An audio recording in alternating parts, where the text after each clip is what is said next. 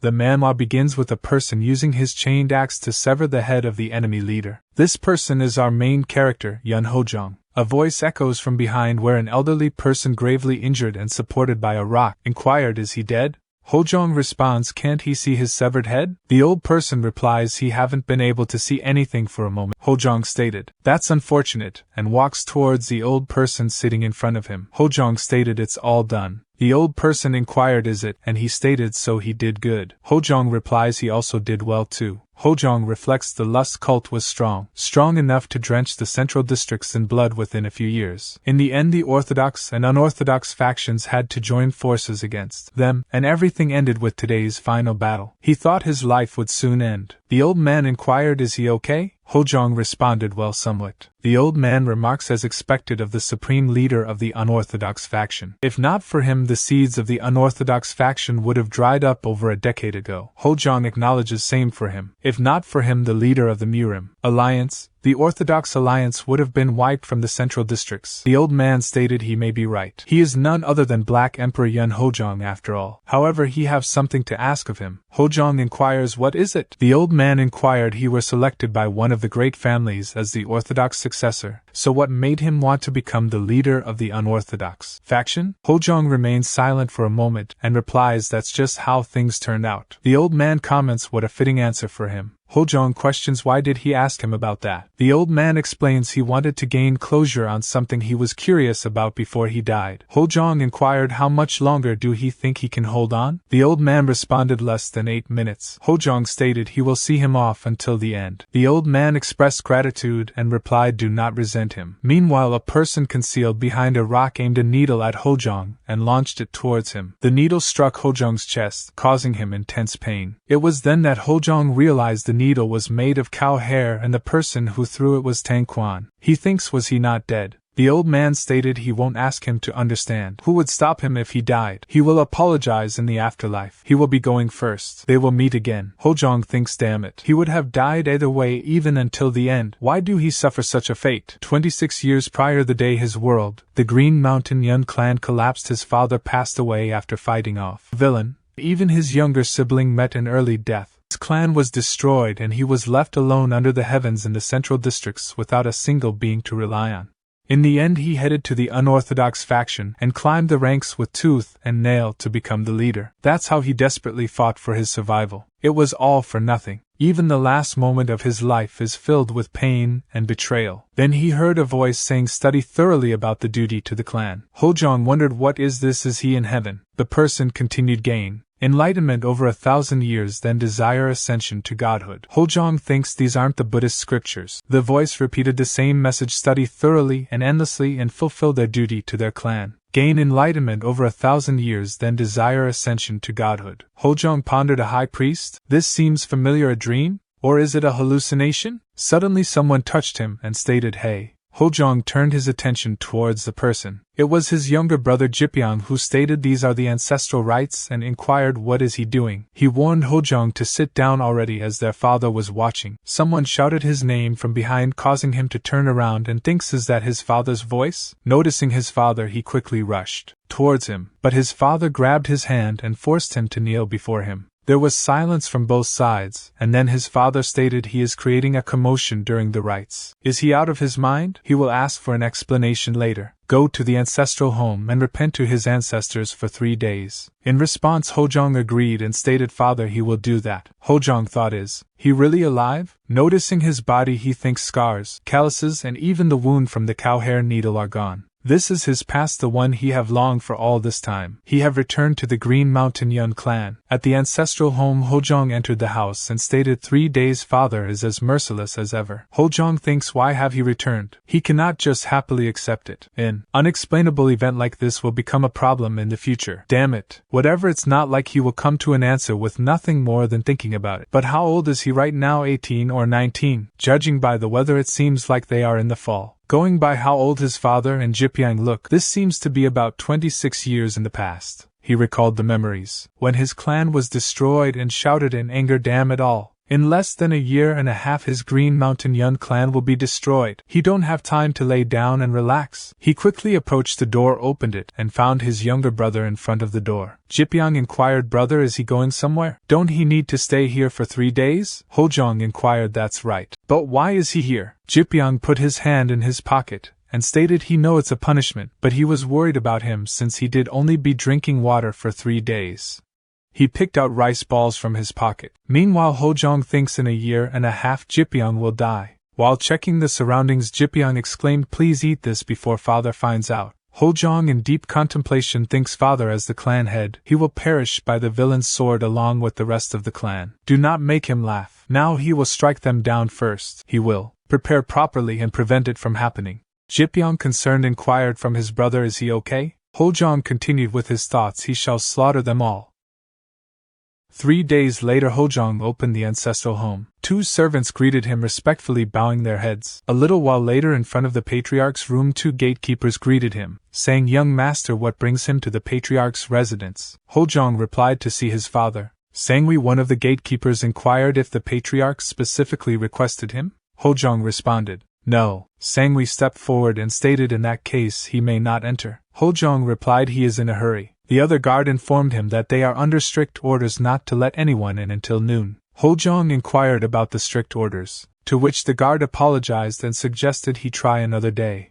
Hojeong then requested then tell him something for him and inquired, is that possible? Sangwi assured him, of course, please say it. Hojeong conveyed his message, stating tell him that he will learn the true azure silk technique in advance. Sangwi, shocked by his words, inquired, did he say the true azure silk technique just now? Hojeong confirmed, saying that's right. Tell him that. He will be going now. In his thoughts, Hojeong declared, just you wait, true azure silk technique. Sangwi explained to the other guard, it's one of the 5 great martial arts of the Yeon Clan. The young master will learn it? The other guard questioned, does that mean he succeeded with the flying swallow method, which is the previous stage? Sangwi replied, there's no way. It's impossible for the young master, though if it were the second young master it might be possible. In the past, Hojeong had hated Jipyong because of his unprecedented talent, to the point where the patriarch would occasionally talk about Jipyong alone. As a result, Hojeong treated his younger brother as if he didn't exist. Jipyong expressed his concerns, saying even if it's a punishment, starving someone is way too harsh. How can someone last in a fight when the only thing they consumed prior was water? In a nervous tone, Jipyong inquired, is he not hungry? Should he bring him some food? He think he have found an inn he might like. It's a place called the Old Sunny Kitchen.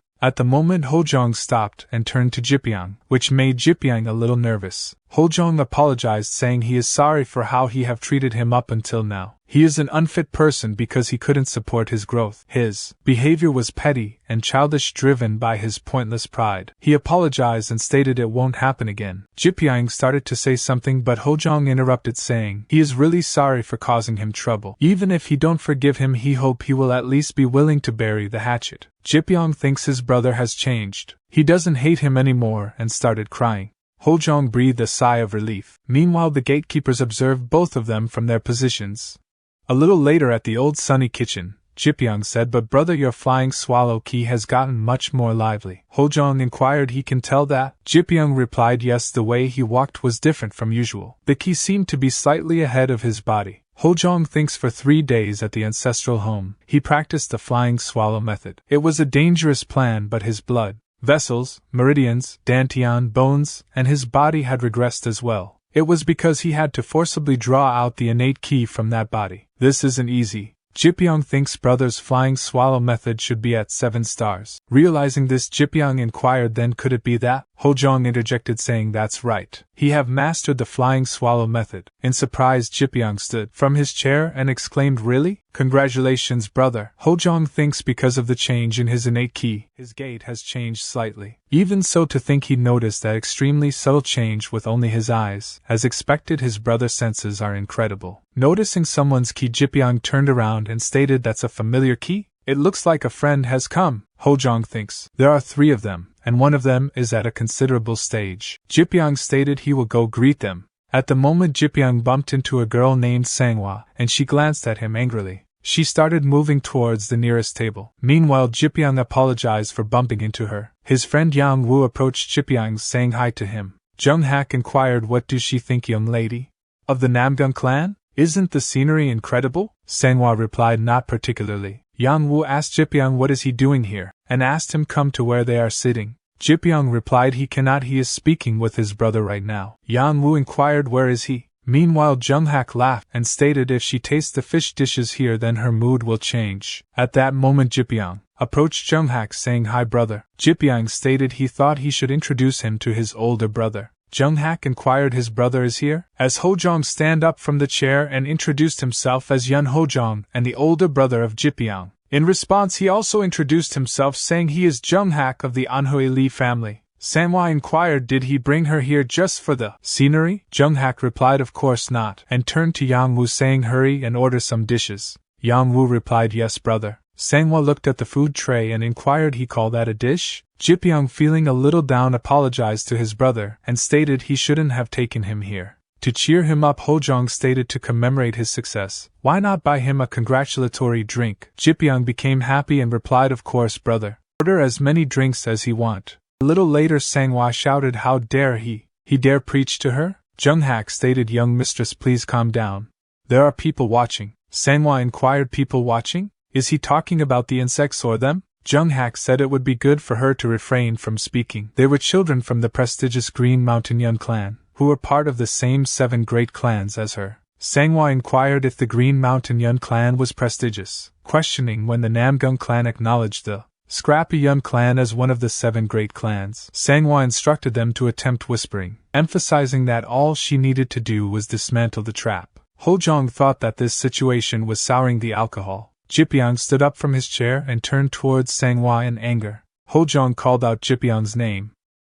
Jipyong inquired of Sanghwa don't she think she is going too far? Sanghwa replied what is he talking about? Jipyong replied such abusive language and excessive insults. Are those the customs of the Namgung clan? Sanghwa chuckled and stated do he think he is someone special just because people praise him as one of the 7 great clans? Jipyong responded if not then she haven't received proper education. Sanghwa became angry and punched the table, breaking it in half. She stated it seems she need to cut him open and check his guts. Hojeong said to Jipyong if he see people like these again next time don't waste his time. Guys like them won't be too late to fix after beating them up. Sanghwa smiled and inquired he fix her while pointing towards him. Sanghwa turned to Jung-hak and ordered him make them kneel in front of her right now. Confused Jung-hak inquired me? In response Sanghwa slapped him hard and questioned do he wish for her to prevent his family from living in Anhui territory? So if not make them kneel. Jung-hak moved towards Hojeong and said he heard her so hurry up and kneel. Meanwhile Hojeong grabbed Jung-hak's head firmly causing him intense pain. Then Hojeong quickly positioned himself and delivered a powerful punch, causing Jung-hak to crash to the ground in pain. Seeing this Sanghwa rushed forward to attack saying you vermin.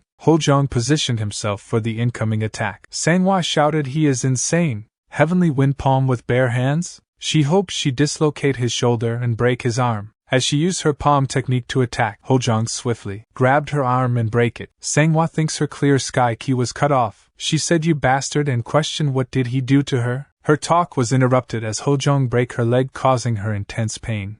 Sanghwa stated don't come near her. Stop right there. Whether he was pushed or stabbed, the severity of the injury didn't matter. As long as he was harmed he would rush to attack and rip them apart. That was the Black Emperor's precept. As Hojeong's didn't halt, prompted Sanghwa to angrily shout he is a vile being. Do he believe his clan will remain unscathed? Just you wait. She will ensure that the entire Yeon clan of Green Mountain is obliterated. Hojeong's anger was evident in his eyes as he leaned forward towards her. He questioned how will she do that? Sanghwa taken aback inquired what is he talking about. Hojeong replied he asked her how will she eradicate him and his clan? Jipyong standing behind him stated brother that enough? Sanghwa with a heavy heart stated she is from the Namgung clan. Frustrated Hojeong kicked the nearby table breaking it, grabbed a wooden stick from the wreckage. He declared well then this is all the more reason for him to kill and bury her. That way the Namgung clan won't know right? In response Sanghwa pleaded for her life tears streaming down her face. The following day at the Patriarch's residence, the Patriarch asked Hojeong to explain himself. Hojeong responded by saying that they had fought over a mutual conflict. The Patriarch expressed dissatisfaction stating that it was not what he had asked for.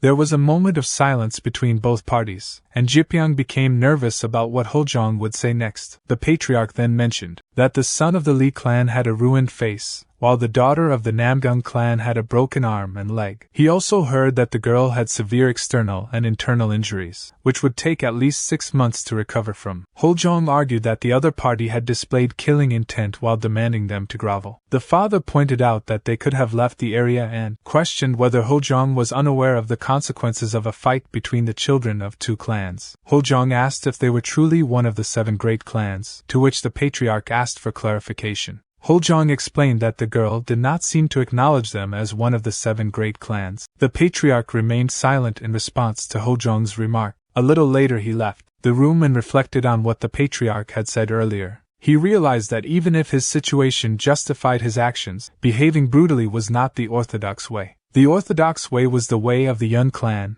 and the will of their father. Perhaps he became too accustomed to the unorthodox ways of the faction, considering he lived as the Black Emperor for about 30 years.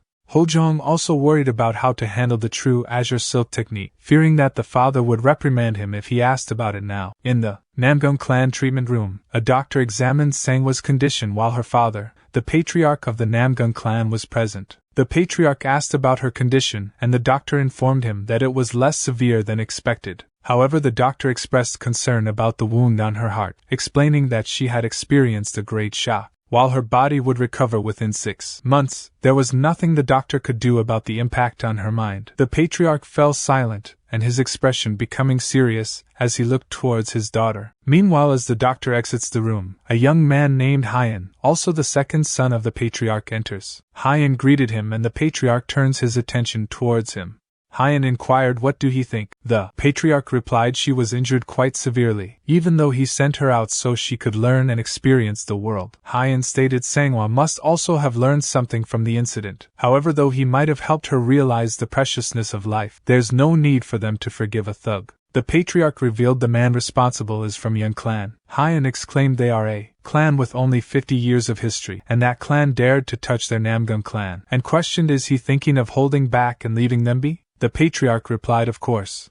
Just because one child was injured doesn't mean he intend to wrestle with a force of that size. Hyan agreed that is right. He is the head of a family so he cannot act rashly in such situations. The patriarch asked what about the thug? Hyan responded of course the individual responsible must be thoroughly dealt with. He's the one at fault so there's no need for them to act in haste. When will this year's gathering of successors be? Then the scene shifted to Yeon Clan. Jipyeong questioned the gathering of successors? Patriarch confirmed saying correct. It is a festival that many of the 7 great clans' next generation disciples participate in. It is in name a place meant for the clans to grow closer and harmonize with each other. This is the entrance permit. It will open in Hafein, Anhui, so head out before the 15th of this month. He will send the Blue Operation Squad with him. Jipyeong questioned is he going? And also he want him to take the elite martial arts organization squad of the Green Mountain Yeon Clan? Patriarch inquired is there a problem? Jipyeong suggested for a festival like this, wouldn't it be better for his elder brother to go instead? Patriarch expression turned serious as he replied his brother is dangerous. Confused Jipyeong asked about it. Patriarch asked doesn't he seem to have changed recently? It's as if he's a completely different person. Meanwhile in the forest Hojeong practiced with an iron rod. As he practiced with the rod none stopped.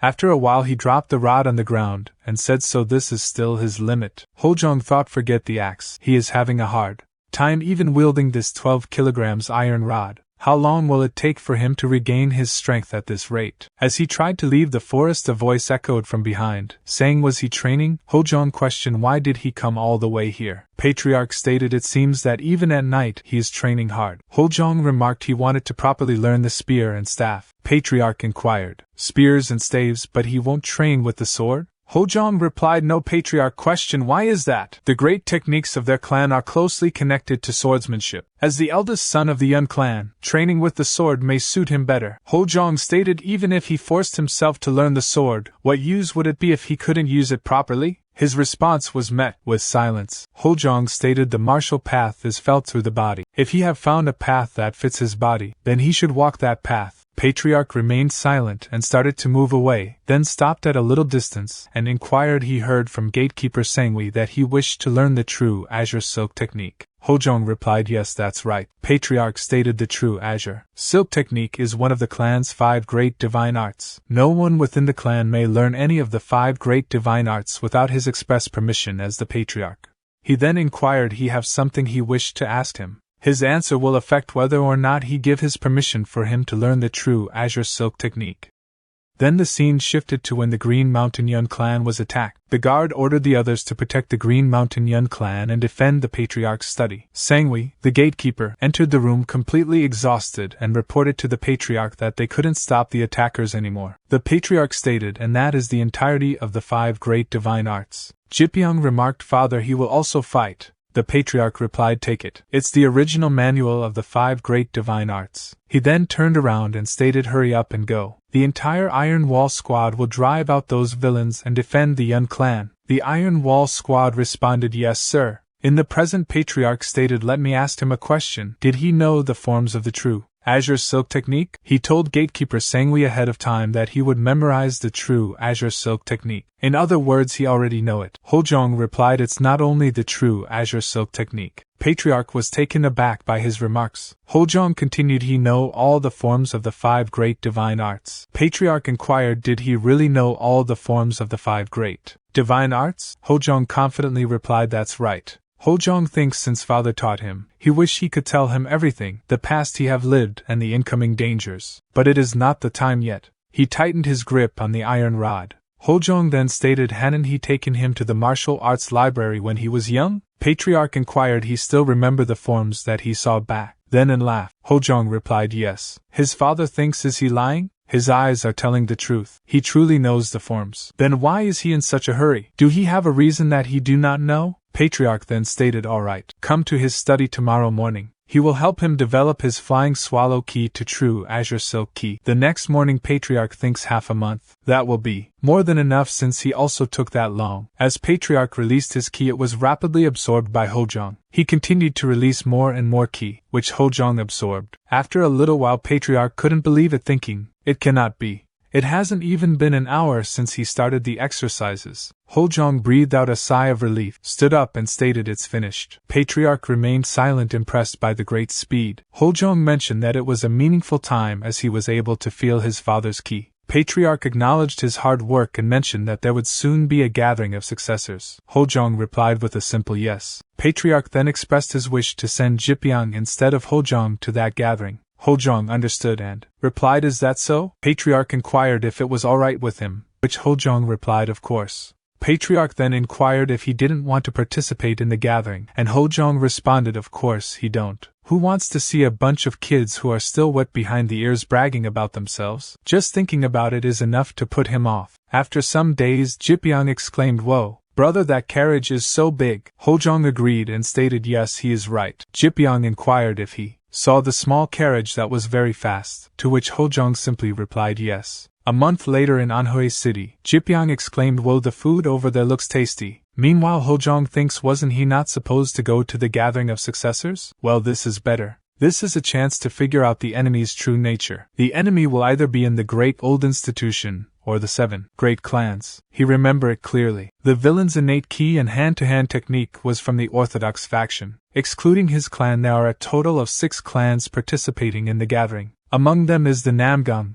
Moyong and Dang clan. He should keep his eye on the remaining 3, the Ping clan, the Myong clan and the Jegal clan. In a forest near Anhui City, a young man named Jegal June sweated nervously as another person threw a bag towards him. Swiftly he dodged the bag, causing it to hit a nearby tree and explode. Reacting quickly, June moved away from the explosion. Frustrated, the person exclaimed, damn, he is quite a fast one. From behind him someone else remarked, it's too much really, causing the attacker to turn towards the voice. To his surprise, it was Ahayan, June's older sister. She commented, there are so many old trees to use a fire technique. Did he use it all from his pocket? Without hesitation, she rushed towards him and used her palm technique to hit him in the stomach, causing him to be pushed backwards and crash into the trees behind him. Approaching her, June questioned, why is he always the bait? Ahayan retorted, then should his older sister be the one to act as bait? If he think it's unfair, then he should have been born first. Put the fire out quickly because she is hungry. Realizing the urgency of the situation, Ahayan stated, they are going to be late to the gathering of successors if this continues. Let's run. June pleaded, wait for him.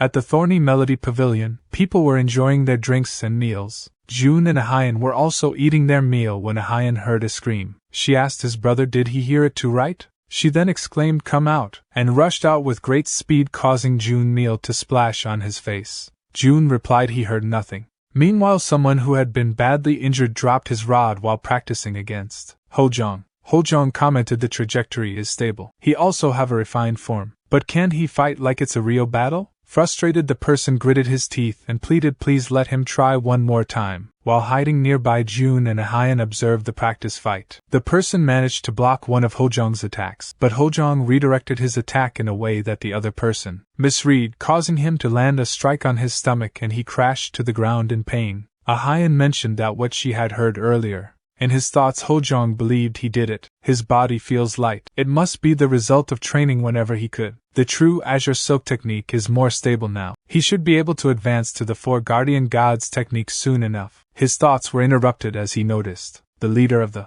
Blue Operations Squad, Shinmo, approached Hojeong, who said he need to wash up. He will leave the guests to him. Shinmo replied, "Yes, young master." He's serious his expression as Hojeong leaves and said he can wait all day long. Ahayan then revealed herself, saying her name is Jigal Ahayan, and she apologized. She came here because she heard a scream, but she ended up absorbed watching. She then picked up her brother from hiding. Shinmo scolded both of them, saying it's rude to peep on a spar. In his thoughts, Hojeong realized she's from Jigal. He faintly noticed their key. She stated it's his brother's fault for running here. She will make sure to scold him. June said he have never done that. Hojeong continued with his thoughts, but the nature and utilization of their key is different from the perpetrator. He can't jump to the conclusion until he see their martial art. Even a monk can become a murderer in the Murim world. As Ahayan noticed Hojeong, she turned around and she thinks he's also peeping. Who is he scolding? That night a large explosion happened at the gate of Thorny Melody Pavilion, causing the people eating their meals to run for their lives. Mabong, the person who caused the explosion, announced, "So the guy who harmed his subordinate is around here. Come out already, if not he is going to burn down this entire place otherwise." June asked, "What is this fire?" Ahayan explained it's the continuation of what happened yesterday. Confused, June inquired. Ahayan stated he's the boss of the guy she defeated. June inquired, "Sister, they need to request the Yeon Clan for help." As her sister leaped into the air, June stated sure he will do it. She landed on the roof and announced she is here. "Can he stop playing with fire?"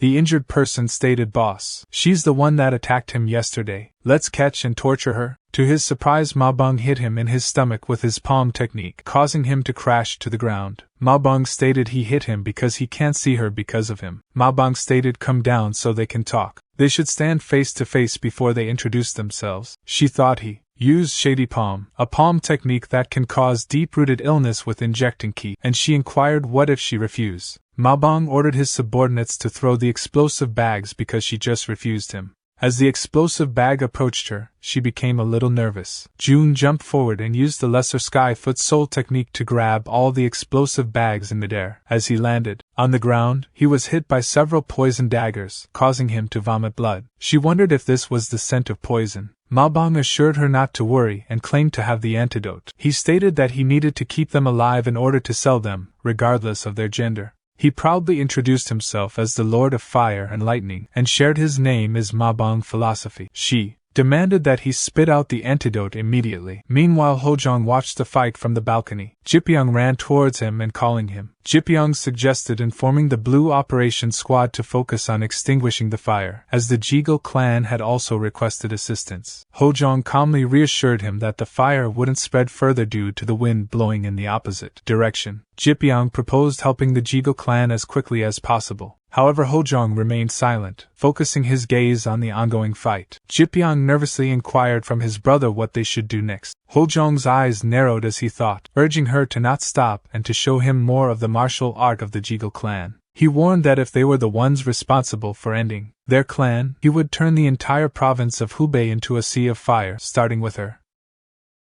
With the sound of a drum exploding, memorization was scattered in all directions. Although he uses powerful martial arts, there are no gaps. As the quality of energy improved, so did the posture. Pure white energy emanated from Ahayan's body as she lowered her posture with June behind her. There was a look of surprise on the face of Mabong. He stated, "That's amazing. Even if she's a girl, she is better than his younger brother?" So that's the Jigal clan's secret, the divine first black mistletoe technique. She thinks she has to hurry at the rate, but her thoughts were interrupted as Mabong stated she is a cold-hearted sister. She is only using her secret techniques after his brothers collapsed. She grinned her teeth in anger. He continued by saying how cute, he will end her short life. She rushed forward to attack while shouting shut up. As she used her hidden secrets technique, her movement speed became faster, but the surprised Ma Bang swung the dagger in his left hand roughly. Her upper body moved flexibly and avoided all the daggers. There was poison on the dagger, but if even a single blow is hit her, her combat power will be drastically reduced.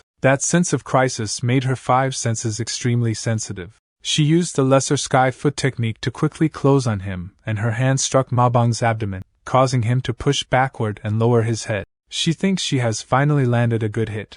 Taking advantage of the situation, she rushed forward, but to her surprise he threw a dagger toward her, causing her to halt her assault and dodge the dagger. She thinks that he counterattacking after getting hit by her attack. He roared in pain, his voice echoing through the air. Fueled by anger, he hurled the daggers once more, this time with even greater force. Seeing the incoming threat, she used her secret technique to deflect the daggers. Seizing the opportunity, Ma Bang charged forward, aiming a mighty kick at her. Swiftly she attempted to block the attack with her left arm and countered with a punch from her right hand, sending him reeling backward. But a Hyen collapsed to the ground instead of Ma Bang. He with a smile stated as expected that martial art was too much for her. Despair appeared on her face. Struggling to catch her breath, she found it difficult to even stand up. He asked his subordinates what are all of them doing and ordered them to attack as she was all exhausted. She thinks, is this the end? The moment his breathing became disrupted and the chi of his was cut off. See that, Jipyong worriedly exclaimed, brother. But there was no answer from Hojeong.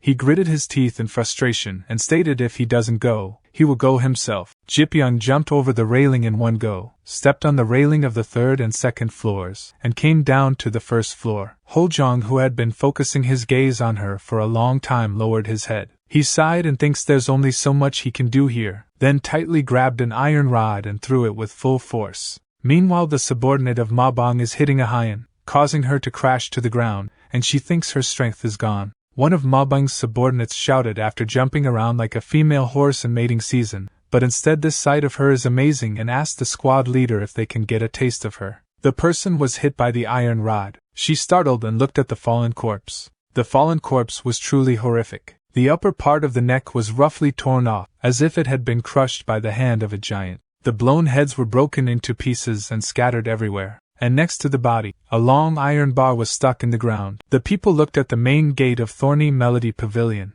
There was a young man walking towards them while breathing lightly. Ma Bang's eyes suddenly changed, and he asked, who is he? She thinks he is the Green Mountain Yeon Clan young master. Is he going to help her? If so, then why is he glaring at her like that? At that time, one person came up holding a club. He stated if the captain asks him something, he should answer it quickly, you little bastard. The approaching person collapsed and did not get up again. He picked up the dead person's club and started moving towards the group of people. Gathered people seeing this, their eyes widened in shock and started whispering, he wasn't fainted, he is dead. How on earth did he kill him? He stamped his feet. At that moment Ma Bang felt the hair on his head stand on end and stated, stop it. As soon as he finished speaking, Hojeong charged forward, striking the first person on the shoulder, then swiftly moving on to hit the second person on the head. Finally he swung the club once more, connecting with the third person's head. Hojeong continued his relentless assault, dispatching one adversary after another. After a little while later, only Ma Bang remained standing. Ma Bang thinks it was a one-hit kill. Some people died with their heads broken, but others died after being hit in the chest or lumbar spine. He hit only their death pressure points. He couldn't smile like before and questioned just who is he. But Hojeong looked down at her without answering.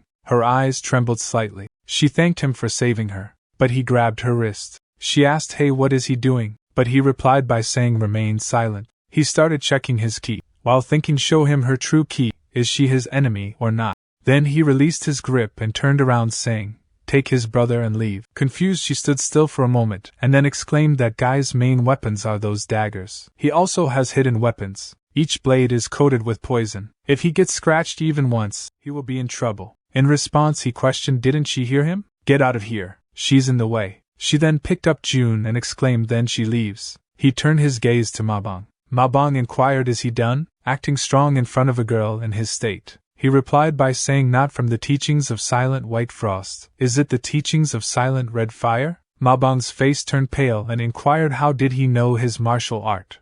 He chuckled and began to rotate the club, and he asked, "Here's a question for him. Which technique did he think he will show him now?" Meanwhile, she carried his brother for treatment, and she thinks it's annoying. Flustered, she shouted she will make him indebted to her next time. Eldest son of the Yeon Clan. Shinmo shouted from behind, saying, "Master Jipyeong, they have handled the flames at the southwestern gate. Should they support the eldest young master?" Jipyeong's expression was strange. It seemed like he was scared of something, but it also seemed like he was surprised. Shinmo looked at Jipyeong with puzzled eyes. Jipyeong questioned the Blue Operations Squad leader. Did he think his brother needs their help? Meanwhile, Hojeong and Mabang's fight continued, and he landed a solid hit on Mabang's head with the club, causing him to take a momentary pause, and then in response, Mabang threw a dagger at him, that he dodged by leaping into the air and landed another hit on the back of Mabang as he landed to the ground.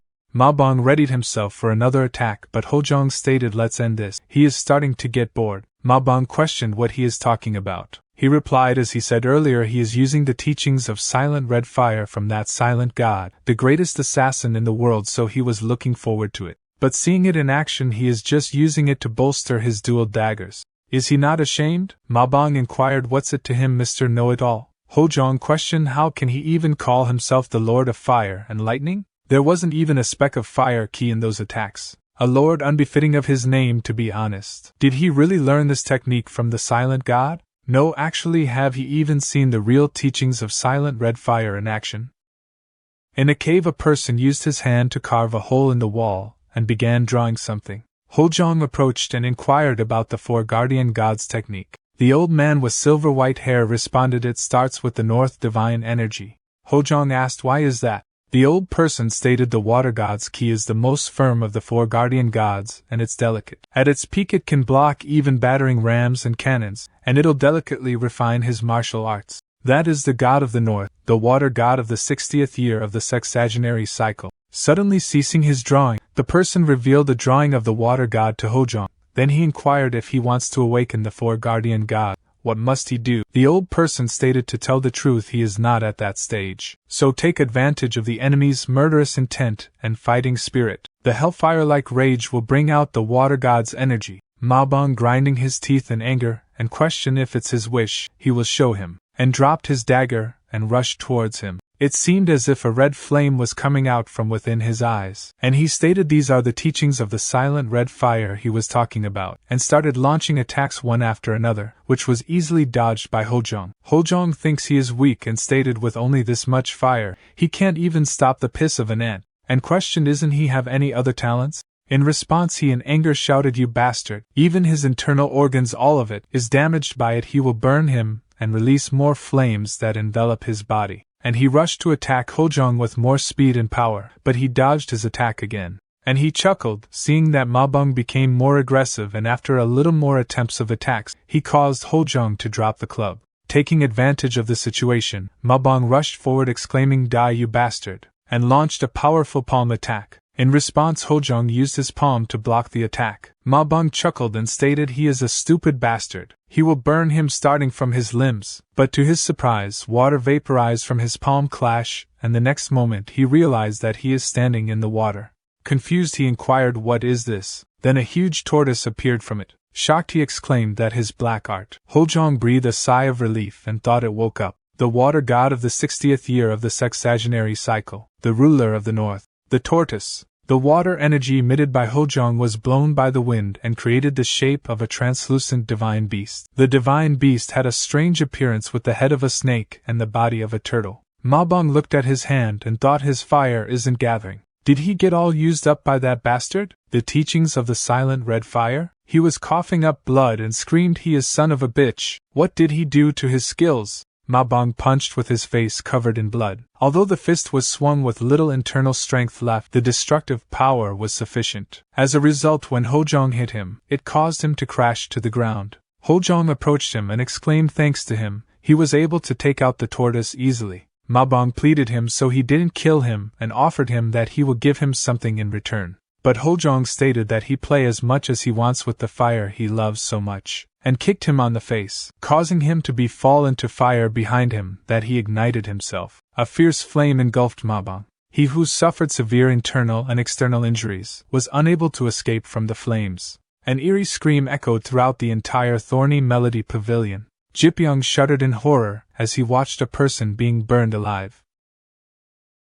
The following day at Thorny Melody Pavilion, the first worker inquired, "How are the outer walls? They were burnt a lot, right?" The second worker stated, "This is not bad. Only being damaged this much is a miracle." From what he heard, the young master of the Green Mountain Yeon Clan caught the arsonist himself. A beggar standing next to the worker questioned, "Share a bit of information with him. What happened here?" The first worker said he heard he not only caught the arsonist but burned him to death. The second worker commented, "What kind of nonsense? Would the young master of the Orthodox Faction's prestigious clan do that?" The first worker stated he is telling him it's true. The beggar added, "Can he give him a bit more information?" The second worker replied he didn't have any left. Then the old person rushed towards him, saying, "You journeyed all the way here?" The old person was the lord of Thorny Melody Pavilion. While grabbing his hand, he stated, had he contacted them in advance, they would have cleared their schedules for him. The beggar inquired, how could a beggar dare take the time of the Thorny Melody Pavilion's lord? He came to see if the restoration was going well. The lord exclaimed, "It's been very easy, thanks to the help from the beggar's sect." The beggar stated, if he ever have any trouble, please let them know any time. Both the workers watched them in confusion.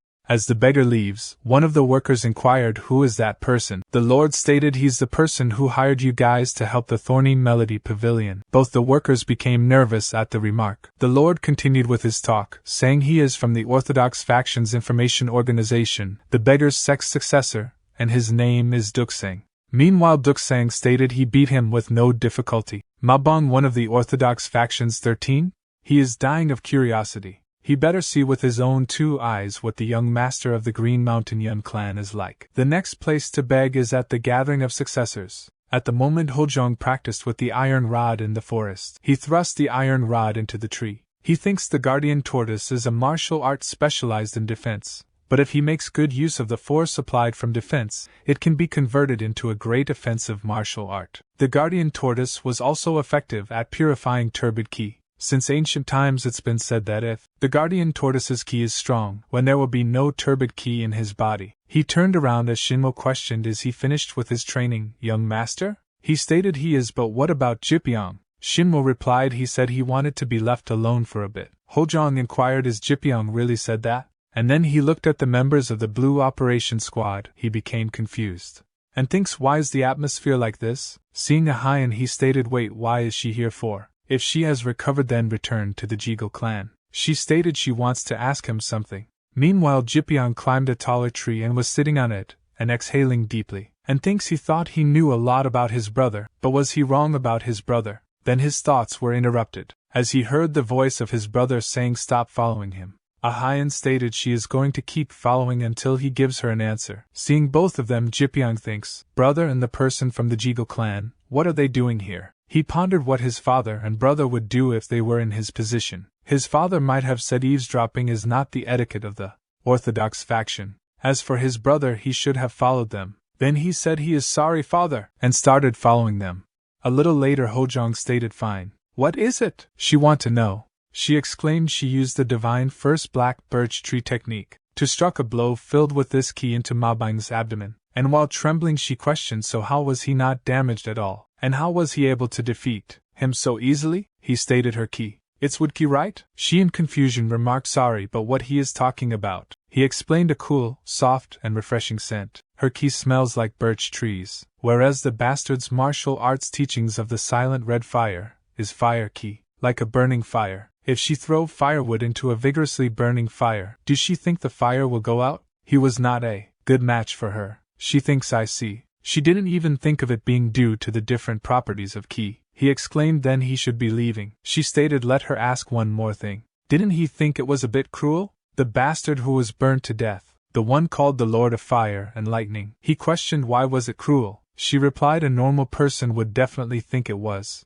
cruel. Wouldn't everyone who saw the scene have been shocked? He thinks now he understands the reason Jipyeong wanted to be alone, and why the atmosphere before was like that. This place is the Orthodox Faction, and he acted like the Black Emperor. He stated that bastard threatened his brother and her life. And he's a villain who started a fire and endangering the lives of countless people. She replied, that's true. He continued by saying death is fair to everyone, whether she is a good person or a bad person, but death will find her all the same. So in that case, shouldn't how she die be different at least? Villains must die painfully, that's what he believed to be just and fair. She thinks, just how old is this person? He looks to be her age, but he speaks as if he were his father's age. And she inquired, did he know? His speech and aura feel like an old person's. He replied by saying he's 18. She stated, then stop frowning, as he has this frown on his face as if he has lived through every day already. At the moment he noticed Jipyeong and thinks one day he will understand. She thinks in any case she only keeps receiving help from this person. She stated she hates being indebted to people. He responded by saying, then do something so she's not. She stated, shut it. But in any case she is 1 year older than him, so he should know and call her Nuna. 2 days before the gathering of the successors at Anhui City, Shinmo informed that they have arrived. This is Anhui City. A little later Shinmo knocked the door while exclaiming, is he in there? This is the Green Mountain Yeon Clan. Please open the door. Then the door opened and the person standing in front inquired if they are from the Green Mountain Yeon Clan. He stated, that's right. He is. Shinmo in charge of the escort. The person introduced himself saying that he is Han Hojeong of the Sichuan clan. It's an honor to meet the warriors of the Yeon Clan. Shinmo stated, you are Sichuan, the poison dragon steel whip Han Hojeong? Hojeong thinks, did he say Sichuan? Then that person behind him is from the Tang clan. As he pressed his chest, he recalled the old memory when Dang Quan had struck him with a cow hair needle.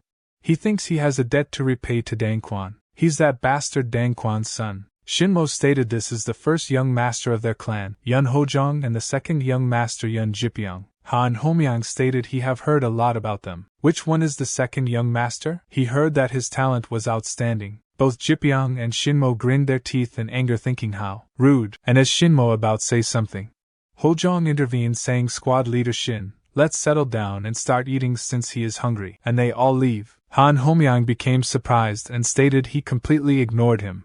Tang Yangxian replied he's got guts despite his appearance. He dared to be so rude to a man from the Tang clan. He is looking forward to the gathering of the successors. 2 days later at the banquet hall of the successors, Peng Manho stated it's been a while. Peng Daeho exclaimed she became so pretty. Seeing them, Hojeong thinks they are from Peng clan. It's the clan of Hebei's conquerors. He met those twins 2 days ago. He examined his inner key while shaking hands with him, but it had a different nature from the villain. She is from the Muang clan, and she's the daughter of Muang Gun. Thinking of Muang Gun's betrayal, he gritted his teeth in anger. Hojeong turned around thinking he shouldn't be bothered with them right now. Which means there's only one clan left, the Myeong clan. Where's the successor of the Myeong clan? Meanwhile Ahayan searched for him, and a little later she found him, and she thinks, where is he going? Both Manho and Daeho thinks she is pretty. Other girls that are gathered at banquet hall said to Hyan while laughing, please visit their house at some point. Laughing, Hyan turned around and he see Hyan. He stated he will be taking his leave and moved towards her. As he was about to say something to her, she shouted Hojeong's name. He turned around and stated, she again? She stated it's been a while. He said it's only been 2 days. She questioned, that's more reason to be glad to see him. Who is he looking for? Is he looking for her? He exclaimed, stop following him, he is busy. She responded by saying he isn't his dad. Hyan thinks, why is he together with her? How is this happening and why? She stated she didn't know that the Yeon clan's martial art was so powerful. He replied it's not something to brag about. She added he is being humble. He stated he is being honest. He needs to get stronger. She inquired, is he trying to become the strongest in the world or something? He responded by saying being the best is better than being average. Hyan thinks their Namgung clan is closest to being the strongest. Hojeong stated nobody is absolutely invincible in Murim. All he can do is keep getting better endlessly. She stated he is right, but there's one person, isn't there? One who deserves to be called the strongest in the world. The Four Directions Martial Emperor, the legendary warrior who subjugated the blood religion disaster 300 years ago.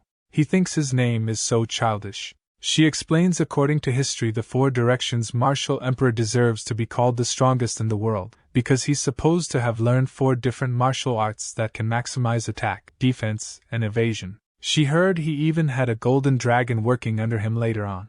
They said he was called the Yellow Dragon Emperor or something. She also thinks that it's too exaggerated. She called his name, but he was immersed in his thoughts. He was thinking about attack, defense, and evasion, and 4 different martial arts? Those are the characteristics of the 4 Guardian Gods technique. Moreover, Yellow Dragon Ki is the ultimate form of the 4 Dragon Gods technique. Maybe the 4 Directions Martial Emperor inherited the 4 Guardian Gods technique. He requested tell him more about it.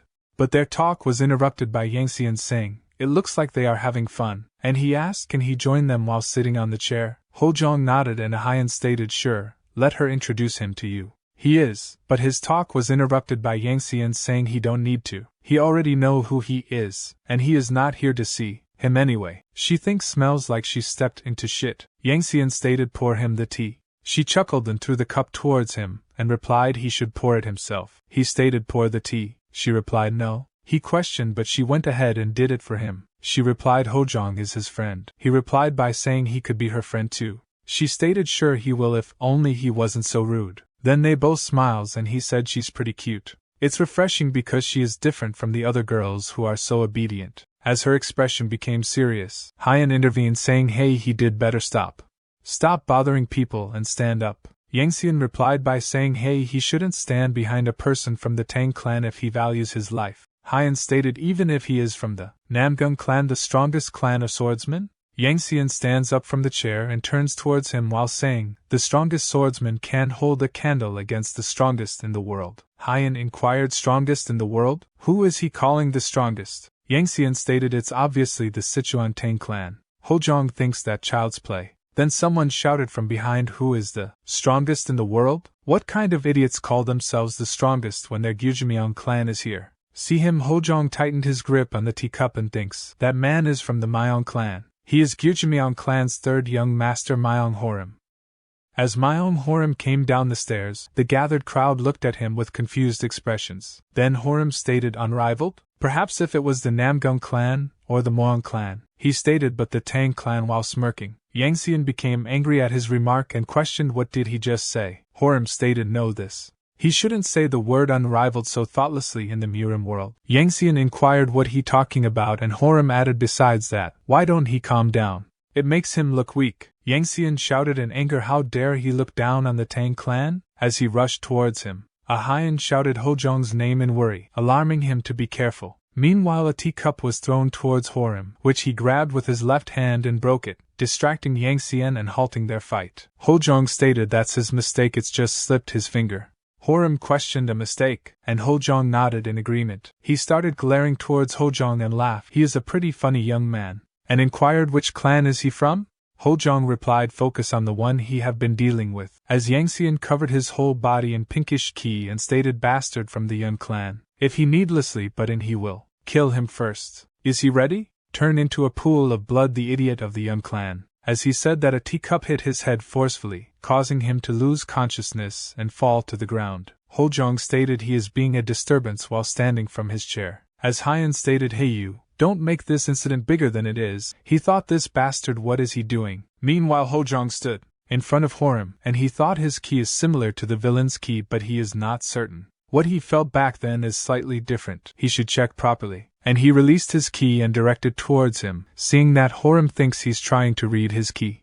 In response he also used his ki to block off Hojeong's ki. Jipyeong rushed forward exclaiming his name, but a Haiyan stopped him saying don't go any closer. Jipyeong stated but if they don't stop them. She thinks she knows what he mean but she also doesn't understand what's going on. However they cannot stop a man with such eyes. Hojeong worriedly exclaimed young master, is he alright? Yang Xian inquired what the hell is he doing and why his head hurt, and then he pushed Hojeong away stating let go of him, and thought he fainted? He is a legitimate member of the Tang clan and he fainted due to a mere cup? Then he covered his body again in ki while Hojeong nervously exclaimed his name. As Yang Xian looked around he saw the back of Hojeong, his eyes sparkling with fire. Seeing this Jipyeong shouted brother be careful. As Yang Xian rushed towards Hojeong, mumbling to himself, he threw his fist towards Hojeong, exclaiming he would kill him. The fist, filled with ki energy, reached right in front of Hojeong. A cruel smile appeared on Yang Xian's face as he stated to kill him painfully. At that moment Hojeong's moved his body in dodging the attack, but on the other Yang Xian body stopped in a pose with his fist outstretched. Hojeong grabbed his forearm and tightened his grip with such force that it caused him intense pain, making him cry out loud. Yang Xian realized that the only way to escape this pain was to shake off the other person. He hit Hojeong on the shoulder with his good left hand, but surprisingly, Hojeong remained unharmed. The left hand of Yang Xian, with which he had attacked, was fractured due to the strong rebound force, and his right shoulder blade was even dislodged because Hojeong was holding his arm all the way. A translucent hexagonal tortoiseshell appeared around Hojeong's body, manifesting the martial arts of the four gods unconsciously. It was the northern 12 walls of Xuanwugong, famous for its absolute defense. Secretions were flowing from Yang Xian's eyes and nose. Hojeong's eyes lit up once again. As the enemy who had been exuding lethal force showed weakness, his hidden ferocity was stimulated. He looked down at Yang Xian. His body, which had been shaking, became stiff as if it had been struck by lightning. Hojeong's cold reason overcame his beastly instincts. He thinks now's not the time to pay attention to that. Right now the thing he has to focus on is the villain's identity. He released the grip on Yang Xian's hand and turned towards Murim, stating the third young master of the Yeon clan.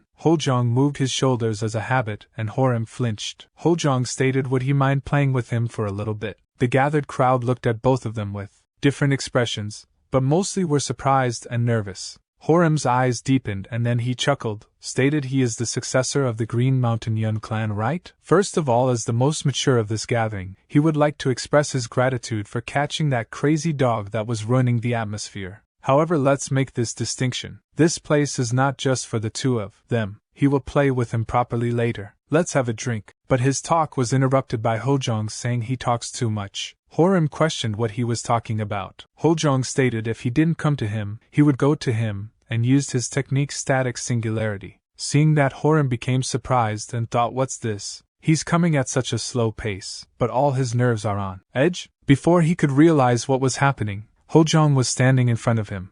At that moment, his thoughts were interrupted as he noticed that Hojeong was just a hair away from him. In the shocking moment, Murim swung his left fist to attack, which caused Hojeong to move backward a little to dodge the attack. He then used the steel chain strike to attack. Some of the strikes were deflected, while others were blocked by Hojeong.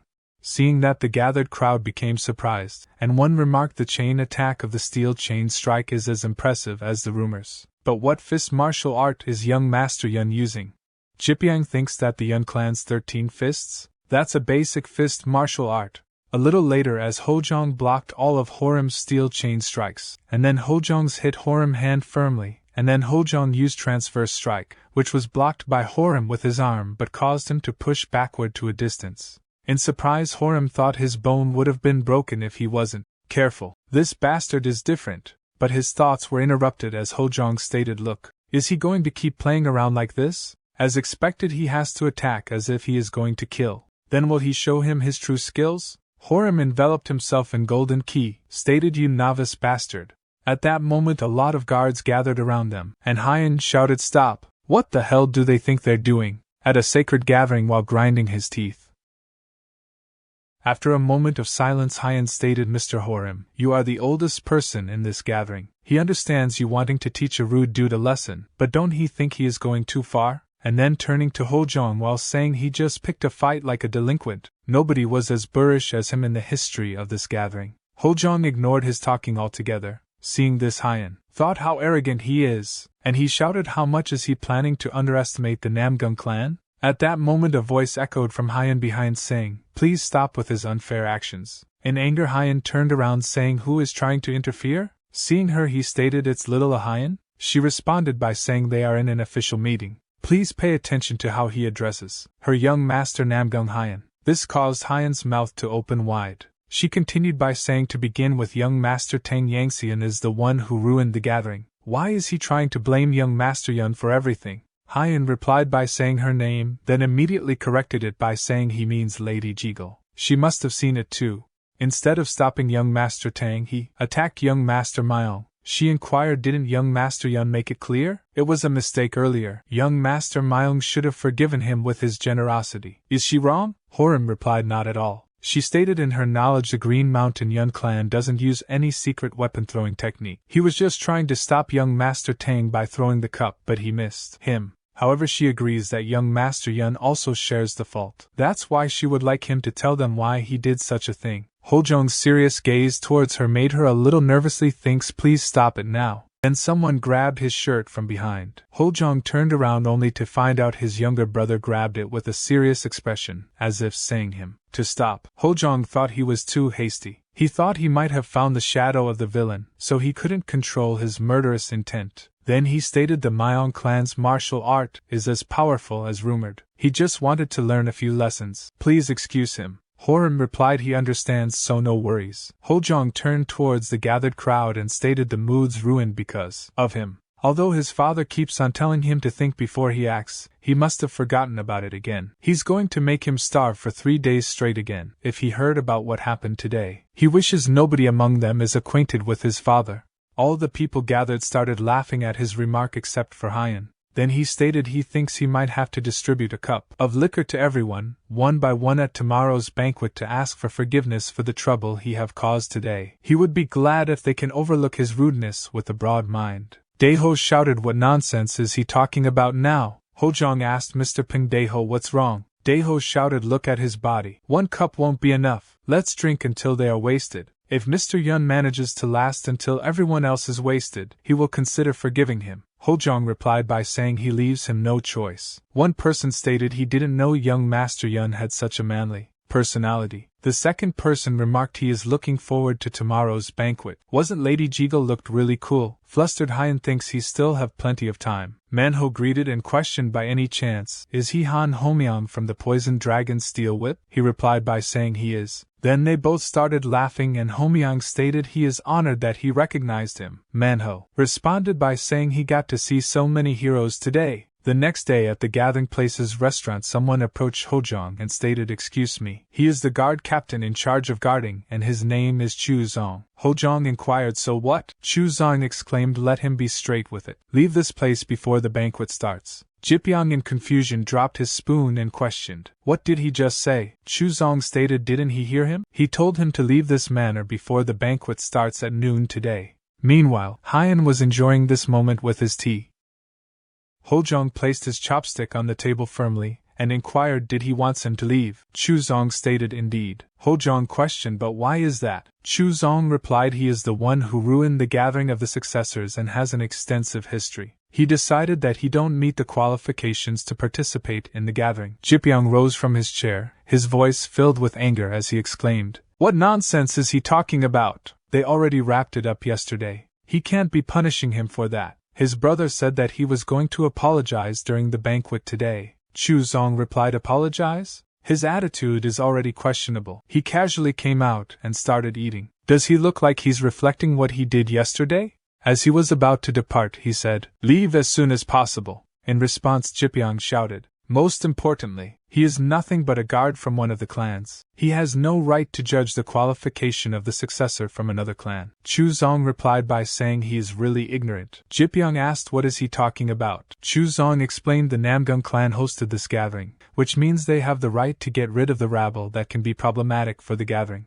Their second young master was generous enough to wrap it up yesterday, but he is different. He has no intention of leaving the source of the problem alone. He'd better leave before he humiliates himself. Meanwhile, Hojeong called his little brother over and used his chopsticks to feed him a piece of meat.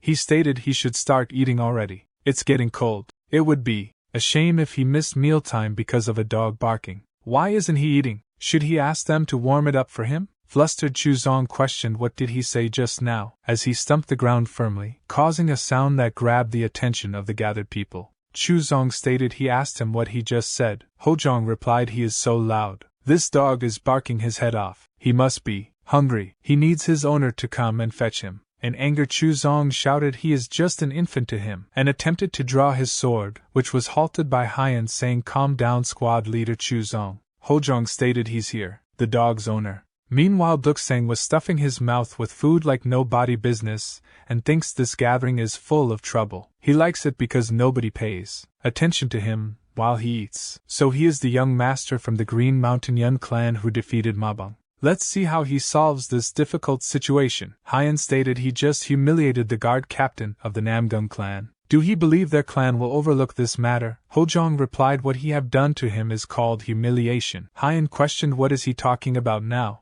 Hojeong stated he ordered an old guard captain to do the task. Was he afraid of him that much? Hyun retorted by saying he wasn't afraid of him. But Hojeong interrupted his talk by saying whatever if he is holding a grudge against him because of her younger sister, he should challenge him to a spar or something like a real warrior instead of plotting with his subordinate. Hyen became surprised and the gathered crowd started chatting among themselves. He thinks what the hell, is he really mentioning Namgung Sangwon now? Then he shouted stop and cease his speculation. He is Namgung Hyen. There's no way he would have ordered such a thing. That line of thought is an act of humiliation to their clan, Hojeong stated. Really? He didn't order him to say that? In that case he believed there wouldn't have any problem if he teach a lesson to the guard captain who humiliated another clan of his own accord.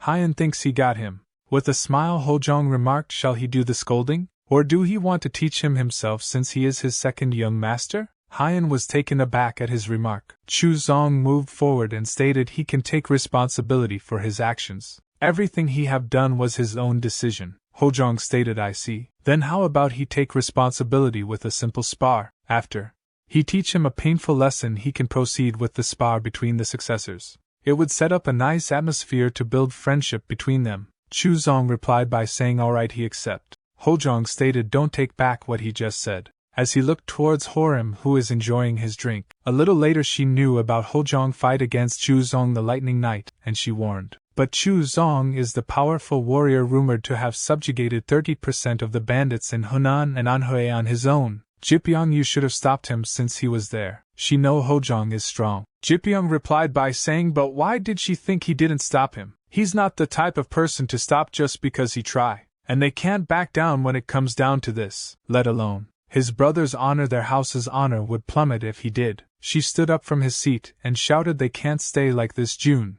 They need to hurry up. June remarked, because they need to go to the training ground to watch them? She replied yes. June stated he have already prepared his outer garments. She thanks him and stated while running away she will see him over there. Jipyong turned to June saying it must be hard for him. Meanwhile at the training ground both standing in face to face, Chu Zong asked, is he ready? Hojeong rotated his spear in the air and stated let's get started. Chu Zong remarked wait, he will let him strike 3 times. Hojeong asked 3 times? Chu Zong confirmed it by saying indeed, he is trying to hold the great Namgung Clan's squad leader of the warring sword squad responsible right now. It's only natural that he concede 3 strikes to him. Hojeong's expression became serious as he heard his remark, as he dropped his fighting stance and moved towards him casually, making Chu Zong confused. Then Chu Zong inquired, is he not going to fight? Hojeong stated he changed his mind and asked, can he take responsibility for what he said and change his fighting stance? Hojeong continued by saying if he draws his sword before 3 strikes his neck will go flying. People gathered to see the fight thinking, what kind of stance is that? Does that kind of spear technique exist? Hyen warned by saying, Leader Chan, what is he doing? As Chu Zong's expression became pale as he saw the spear in front of him looking like a big axe. Then Hojeong swung his spear at him while exclaiming, it's the first strike. Chu Zong tried to block the strike with both arms, but the force of the blow caused him to struggle and be pushed backward. Then Hojeong used a piercing strike that narrowly missed its mark, causing his clothes and armor to shatter. Chu Zong's confident demeanor turned pale as he witnessed Hojeong's skills. As Hojeong used his 3rd strike, Chu Zong immediately realized it would be the death of him if he did not draw his sword to defend, and he immediately drew his sword to block his attack. As their weapons clashed, causing both of them to be pushed backward, Chu Zong thought that was really dangerous just now. If he couldn't block this attack, then probably he would not be alive right now. Hojeong stated he failed and told him, didn't he said him before? That if he can't last 3 strikes he will kill him. He will make him pay the price for running his mouth. He rushed to attack again while Chu Zong stood still with his sword. Gathered people saw them in silence. Seeing their fight, Manhwa turned towards Daeho saying, brother, this means. Daeho stated, yes, it looks like they have their victor. Meanwhile Chu Zong held onto his sword as Hojeong jumped in the air to attempt to strike. Chu Zong tried to block it with his sword, but force behind the attack was too strong for him, and he failed to block it completely. And the spear hit his face, causing him to stumble backward. Taking the advantage of the moment, Hojeong attempted to strike again, which he barely dodged it but caused him to fall to the ground. As he saw Hojeong attempting to strike again, he used a lazy donkey roll to avoid the incoming attacks. As Chu Zong gasped for air, he quickly repositioned himself, and a realization dawned on him, and he thinks, did he feel relieved just now, even using the lazy donkey roll to try and survive. He is Chu Zong. While covering his body and sword in greenish qi, He positioned himself in a stance. Then he stated he apologized for showing an indecent side of myself. That was not befitting of a brigade leader of the Yeon Clan. From now on he will? But his talk was interrupted as he hit by Hojeong's attack on the shoulder. In anger, Chuzong shouted, "You son of a bitch!" as he rushed forward, but Hojeong launched multiple strikes but mostly blocked by him. In response, Chuzong launched a life-chasing three swords attack, which Hojeong attempted to block with his spear, but he failed to locate one of his strike. Seeing that, Jipyeong worriedly shouted, "Brother, watch out!" Noticing the incoming attack, he closed his eyes and focused on using footwork static singularity.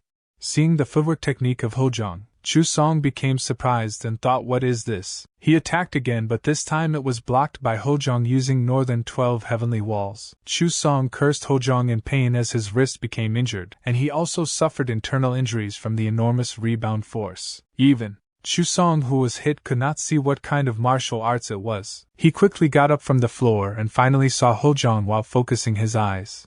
It was truly fantastic. He couldn't tell if it was an illusion, or if energy actually created such a form. It wasn't just Chusong. Everyone here was watching. Two translucent hexagonal patterns slowly glimmered over Hojeong's body. It was a tortoiseshell large, enough to cover the upper body. Above both shoulders, something long unknown, whether it was a snake or a dragon, was wriggling. It had a mysterious appearance. Chuzong's face distorted and he shouted, "Is that some kind of evil trick?" Chuzong's eyes rolled back and a clear green light glowed on the outstretched sword. Chuzong's wrist was broken, so he grabbed the sword in his left hand while threatened to kill him. At that moment, Hojeong tightened his grip on the spear, and a blue light glowed on the outstretched spear as both of them launched forward to attack. Hojeong used Savage Beast spear art to attack this time. The beast's fangs began to sprout from the blade of the long spear, which was more than 6 feet long and carried the heaviness of the deep sea. Chuzong's eyes widened. Hojeong wielded a wild weapon and wielded an extremely ferocious beast spear. The blade of that spear contains many things, but at least it does not contain mercy. The terrifying iron bars began to cut through Chuzong's body. The heavy polearm created an immeasurable afterimage. It was a fantastic herbivore, as if drawing huge flower petals. But petals were dyed deep red. The blood gushing from Chuzong's entire body soaked the center of the training hall. Daeho stated that Mr. Hojeong won the match. But to their surprise, Hojeong didn't stop and rushed to kill Chuzong. Chuzong's eyes were bloodshot. He was going to die. In his blurry vision he could see Hojeong. Finally, fear appeared on Chuzong's face. That demon wearing human skin really wants to kill him. Save me from him. Hojeong didn't even respond. He held the middle of the spear as if pulling a bowstring and pulled, extending the spear with all his might. It was then the long spear stopped. Hojeong's eyes deepened. What stopped this attack was an iron gun in a hand. He tried to hit the spear, but the force was so strong that he grabbed it with his hand and twisted it. He saw the person blocking his spear, and he stated, "You are the leader of the Beggars' Union." As Duksang replied, but his voice was trembling. Master's reputation is so tiresome. He is still acting as a successor. He is so strong. It hurts so much that he is going to die. Can he stop this before they talk? Hojeong, who was looking at the full picture, relaxed his grip on the spear, and he questioned why. Would he do that? If he had made a mistake, his hand would have been severed. Duksang replied by saying he would have been an even more miserable beggar. By the way, do he know him? He don't think he ever went to beg in the direction of the Green Mountain Yeon Clan. Hojeong stated he just heard from the rumors. He is the future master of the Beggars' Union. As he moved away while scratching his head, were there any rumors about him?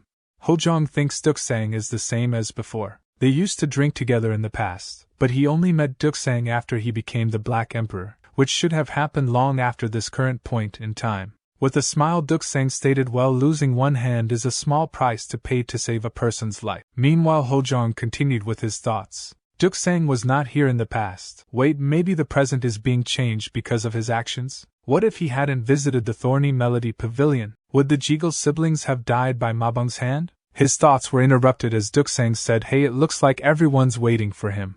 While pointing toward the gathered crowd, Hojeong turned around and looked toward them. He who was looking at the picture with colorless and transparent eyes looked towards him. A lot of people were watching him, and most of them were unmanned. That was unexpected, was the look in their eyes. One person whispered, "Wasn't that excessive?" Second, a woman whispered, "Did he die?" Third, a person questioned, "That wasn't just a spar," as he looked at the injured body of Chu Song on the ground.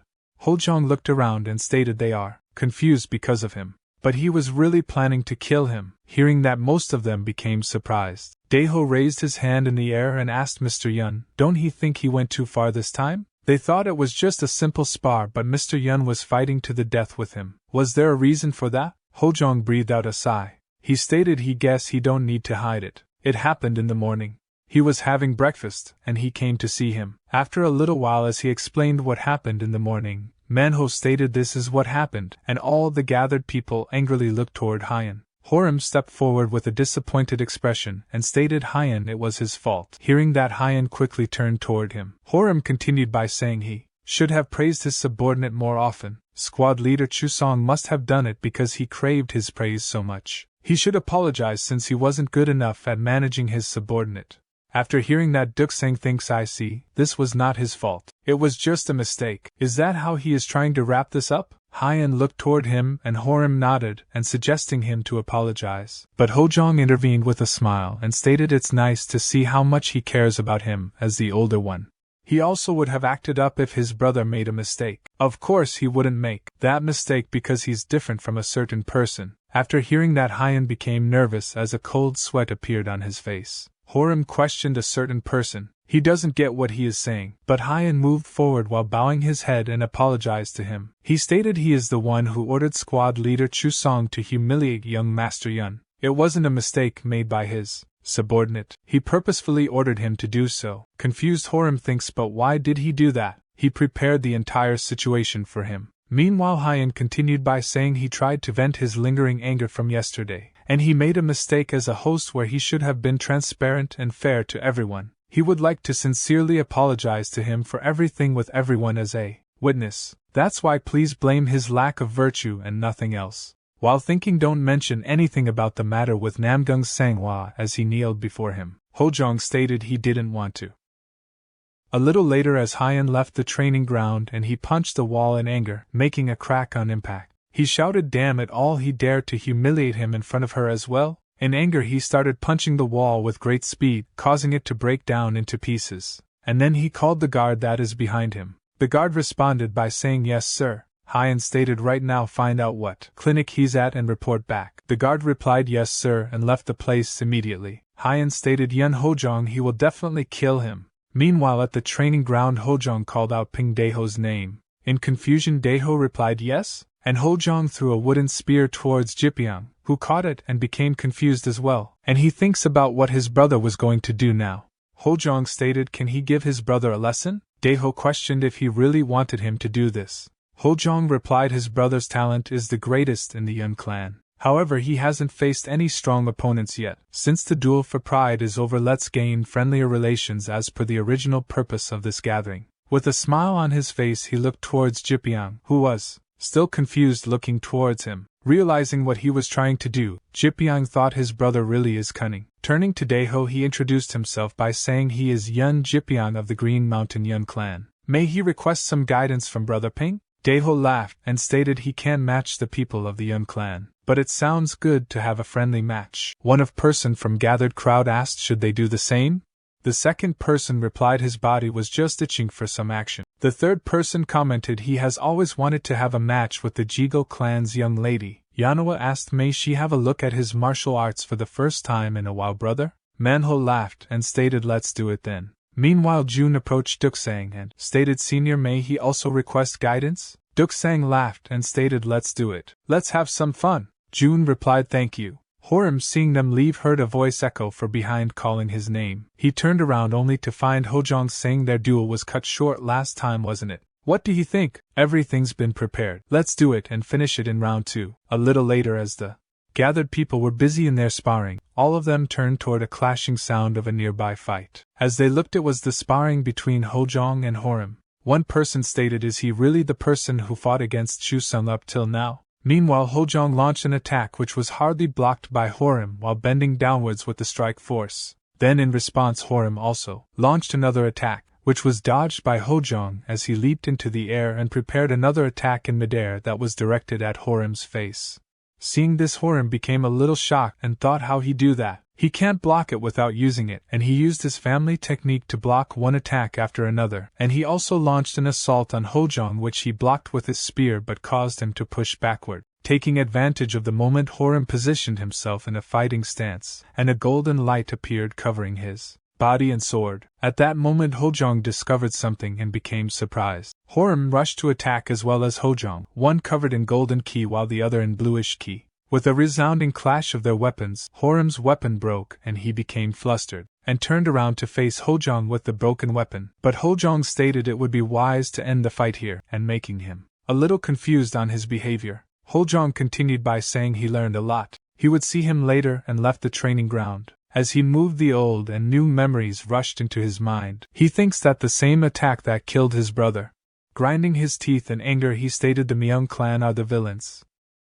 It was quite a chilly night. Hojeong, who appeared at the residence sponsorship, was sitting cross-legged with his eyes closed. Now he is in the final stages of fortune-telling. A cloudy energy came out from the exhaled breath. A little later, as he opened his eyes and thought he had gotten rid of almost all the turbid ki, he lay down on the grass and breathed a sigh of relief, and he thinks it was the Yeon Clan. The innate ki controlling method exactly matches the martial art he witnessed. Depending on each sex ki breathing technique, the innate ki controlling method differs greatly. That's why the heads of the clans strictly manage who the innate ki controlling method is passed down to. And that blade technique, that day they didn't use a spear technique but a blade technique. That's why he didn't recognize it immediately. Then he started trembling as he recalled the memory of how his brother died. He remembered clearly the powerful attack of the attacker who broke his brother's spine 26 years ago. His fist which had no strength and trembling. When he remembered that time, he started to gain strength that he didn't have before. For some reason something stirred in his chest. Even when his backbone was broken and he was on the verge of death, his younger brother did not look at him. This is because he knew that if he looked away, his brother's location could be discovered. And only after the enemy disappeared did his frozen body move. And he fled. He thought the bloody tears were just an exaggeration. There was a time when people laughed at people who shed bloody tears because they were either sick or had injured eyeballs. However, when a person is truly sad, they shed bloody tears. Hojeong was like that. No matter how much he poured out, even after 3 days and nights, the traces of his tears could not be erased. So his resentment was great. At present he thinks he promised he would never leave any regrets ever again. At the moment Duksang approached him and commented, "That's bitter, all the plants near him are dead from his murderous intent." Hojeong whipped his tears and questioned what brings him here. Duksang replied, "Nothing much, just this," making Hojeong confused. Duksang continued by saying whatever his reason may be, he didn't participate in the party tonight, so he brought this so that they could drink together. How does a drink sound? Hojeong smiled and stated he will pour him first. Then they both started drinking. A little later Duksang stated, "Don't worry about the second young master. He's getting along with the other successors." Hojeong thinks about his brother. Duksang stated he could see how unspoiled he was. He has a charm that attracts people,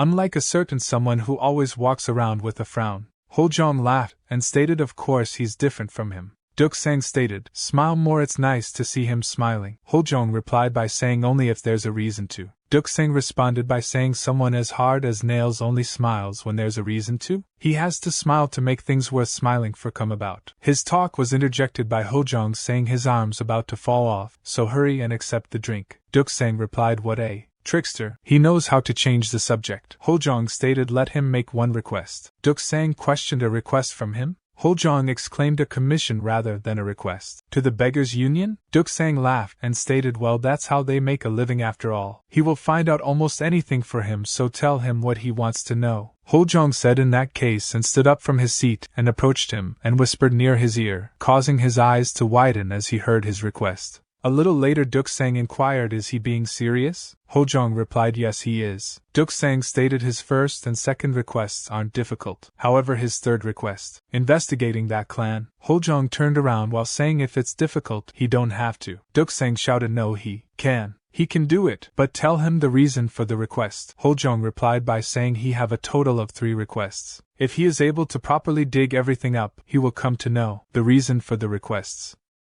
Yangxian questioned. So he wants him to attack? Haiyan replied, yes, what's the matter? Can't he do it? Yangxian said he didn't want to shed any blood himself. Isn't that just indirect murder? Haiyan stated he guessed the saying about the Sekian Tang clan repaying any favor and resentment no matter what was just a groundless rumor. Yangxian shouted, shut up, or he will tear him to pieces. Haiyan exclaimed he will take that as he accepting his offer. He should prepare thoroughly. He will contact him when he leaves. Yangxian inquired, let him ask you a question. What resentment do he have against him? Haiyan replied he has no such thing. Yangxian chuckled and stated even a dog wouldn't believe him. He should say that again after hiding that murderous intent in his eyes. He definitely hates him extremely. Haiyan replied, bullshit. He should take this opportunity while he can still keep his pride, or he will be chewing on his clothes like a defeated dog otherwise. Yangxian stated he told him to shut the fuck up. He was going to do it anyway even if he hadn't asked. Watch and see. He won't return to Sichuan until his hand is covered in his blood.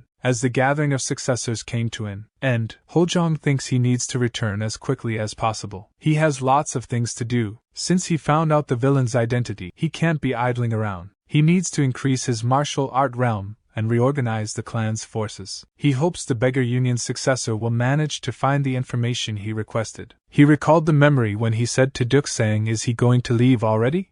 Duksang replied by saying it's better to strike the iron while it's hot. If he wants to complete his requests, he has to dispatch the beggars for the investigation tonight, and even that won't be enough. Hojeong inquired, shall he give the payment to the Beggar Union's contact in his clan? Duksang replied he doesn't need it. Prepare lots of delicious food for him instead. In the present, Hojeong smiled and thought he will succeed. He believes in him. Daeho questioned, Mr. Hojeong and Jipyeong, are they already leaving? Hojeong stated they shall see each other again if fate guides them. Daeho, while sniffing, remarked, that's so sad. They haven't even drunk together yet. Manhwa laughed and stated Jipyeong worked hard yesterday because he had to distribute the liquor in his stead. Jipyeong said goodbye to them. At the moment, Haiyan approached Hojeong and inquired, is he leaving already? Why don't he have lunch with them before he leaves? Hojeong replied by saying he refused. They're leaving in a different direction from the Jegal clan anyway. And he turned towards Jun and asked him if he should come to Jiangsu to play at some point. He will guide him around. Haiyan shouted, what about her? Hojeong replied, same goes for her. She asked why did he hesitate just now, then she gave him a wooden tablet. Hojeong questioned, what's this? She explained it's the bright wet tablet from the Jegal clan. They have recently started some business related to weaponry. The company is located southeast of Anhui. The map is included so he should visit it when he has a chance. Hojeong inquired, why is she giving this to him? She stated spear and staff arts aren't his best martial arts. She doesn't know what his main weapon is, but he can go there when he has some spare time. They said something like the weapons they purchased in the summer were some high-quality goods. Hojeong thanked her for doing this when they aren't even from the same clan. She replied, not at all. It was thanks to him that the Jegal clan's first daughter and first son managed to survive. Even their father will say that this trade is profitable for them. A little bit later they departed by saying their goodbyes and moved away. Haiyan remarked he left without even looking back. At the moment Yeonhwa approached her and stated he was so amazing, wasn't he? Haiyan asked if she was here too. Yeonhwa continued by saying she only saw him for a few days, but she thinks she understands how the Green Mountain Yeon Clan became one of the 7 great clans in such a short period of time. Haiyan replied she knew that. Meanwhile, Yeonhwa thinks they will see him again soon enough, right? When they get to see each other again. She wonders what kind of relationship they will have. Trustworthy allies or an enemy that has to be defeated. As Hojeong and Jipyeong leave, Haiyan observes them and with flustered expression, he stated he can't stand the sight of him. He orders the guard to tell the guy from the Tang clan, their target, is leaving right now. The guard replied by saying, as you order, young master. Meanwhile at the Green Mountain Yeon Clan, in the Patriarch's study, the general administrator knocks on the door and then enters the room and stated, the news said that the young masters are returning to the clan. The Patriarch replied by saying, I see, and he gives the Patriarch a letter saying the Yeon Clan sent this. The Patriarch confirmed it with him and thinks they aren't exactly related to the Yeon Clan in any way. Why did they send them a letter? As he read the content in the letter, the Patriarch became surprised and thinks, what is this? They want them to combine forces between the 2 clans? At the Yeon Clan's Patriarch office, Sword God Yeon Gun is writing something, as a sparrow moves towards him and dips its legs in the ink and starts walking on the paper on which he is writing. He angrily glared at the sparrow, and then he did not react at all as the sparrow walked near his hand. He grabbed the sparrow and continued with his writing.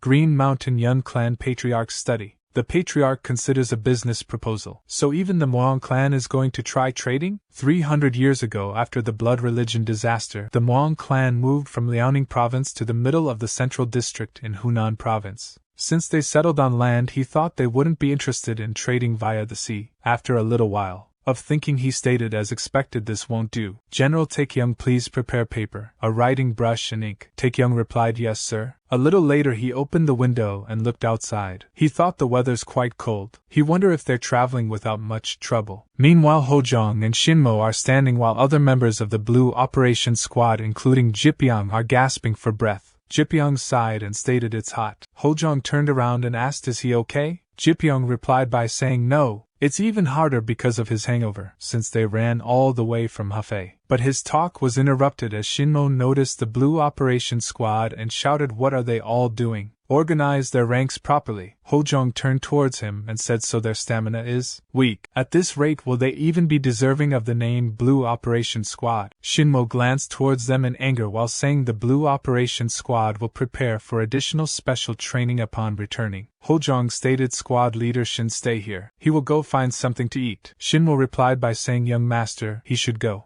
A little later, as Hojeong approached a tavern, opening the door, and he see inside and think no one is here, at that moment he heard a noise from the kitchen and moved towards it. As he lifted the curtain, he asked, are they open? The person replied yes. Hojeong stated he did like food and water for about 30 people. While trembling, the person replied, so the thing is.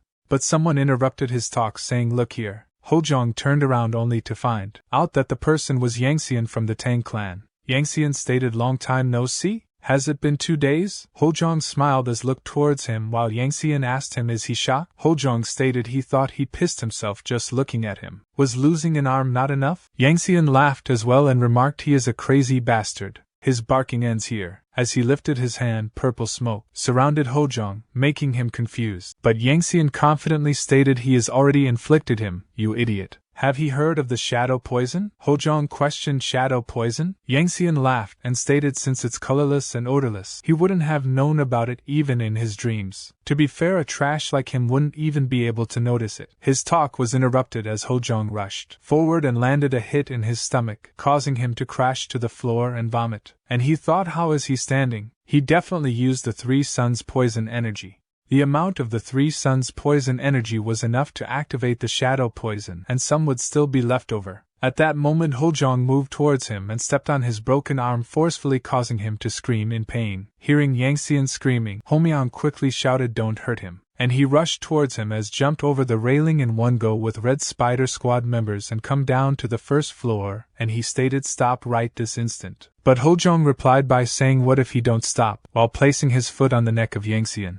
Hojeong stated he dares to take the young master hostage. While gritting his teeth in anger, Hojeong pointed towards him and remarked, you step forward. If you don't want to see this bastard's neck snap. Hojeong moved forward as he was face to face with Hojeong. He thought that if he could quickly kill Hojeong, he should be able to save the young master. But at that moment he was slapped by Hojeong, and he asked, what do he think he is doing? Don't even think about doing anything ridiculous. Hurry and give him what he have in his hand. Hojeong thought he wants this steel whip. Hojeong stated, hurry up, and struck the leg of Yangxian, causing him to scream in pain. Then Hojeong quickly moved forward and handed him his steel whip. Hojeong thought, let's try it, as he swung the steel whip. Noticing that 2 of the Red Spider Squad members captured Hojeong and run back to safety while other members prepared to attack, they rushed from all directions to attack him. Meanwhile, Hojeong warned them and tried to stop, but they didn't listen to him. As they approached Hojeong, he used the steel whip and dispatched one after another in an instant. Seeing this, Hojeong's eyes widened, and he thought, what the hell did he just watch? Hojeong retracted the steel whip and think he had overdone it. If it were the chain of the Tempest Axe, small fry of this level would have been taken care of with no problem. He guessed he would have to find another chain and attach it. Then he turned his back towards Hojeong and threw the steel whip. Hojeong became angry at him and thought, this bastard, he dares to disrespect him, and rushing towards him to attack with his palm. But Hojeong grabbed Yangxian and threw him towards Hojeong, causing him to be hit by his attack. Yangxian crashed to the ground in pain, and Hojeong quickly moved towards him in worry and asked if he was okay. Meanwhile, Yangxian questioned why he did that. Hojeong approached him and stated, he wondered what the patriarch of the Tang clan will do, especially since he told him to protect his son, but he ended up injuring him. Recalling the patriarch's anger, Hojeong started trembling in fear. Hojeong stated, "Look here. Do he want to live? If he want to live, answer his question. He can do that, right?" He angrily asked where is his answer. And then Hojeong sat on the floor and stated this place is quite far away from Hefei. They got here after running non-stop for 2 days and only managed to come here through one of the many connected roads. It's strange, right? You who are native to Sichuan. How did they know that they would take this road and stop here? Let's not make things too difficult for themselves. Who told them that they were heading this way? A little later, as Shinmo was discussing something with a Blue Operation Squad member, he turned around after hearing a noise. His eyes widened in shock as he saw blood splattered throughout on Hojeong. He immediately shouted in worry, "Young master," but Hojeong replied by asking did he keep them waiting? Shinmo inquired what happened to his clothes. "Isn't that blood?" Hearing that, all of the members turned towards him. Hojeong replied, "It's not his blood, so don't mind it. He took care of everything already. And he said to Jipyeong get some food before he sleep." Shinmo stated, "It seems like he punished them himself." Hojeong replied by saying he didn't kill them, he might have kind of turned them into vegetables, and he even took further measures. Sometimes an unfounded rumor is stronger than the sword. At the Namgung clan a carriage entered, and the guard announced, "Young master, Namgung Hyen has arrived." Seeing him, people started whispering. Seeing their behavior, he thinks, what's with this atmosphere? A little later he entered the patriarch's room exclaiming, "He have returned, father." He became surprised as he saw a lot of paper floating around, and his father is painting something on the paper one after another. As he picked up one of the papers and see an orchid draw on it, he thinks he remember when father paints orchids, he does so to calm himself down when he's angry. His father asked him, "Is it true?" Hyen questioned, "What is he talking about?" Father stated, "Did he use the blade of another to attempt murder?" What he mean to say is, are the rumors about he ordering the eldest son of the Tang clan to kill the young master of the Yeon clan true? Father continued by saying he did think he did at least keep his name from being revealed. Was he wrong? Hyen respectfully bowed down and apologized. Father commented even when Sanghwa got hurt he didn't waver at all. But someone like him made such an absurd mistake? What would the reason be? Option 1, there was something that shook his composure.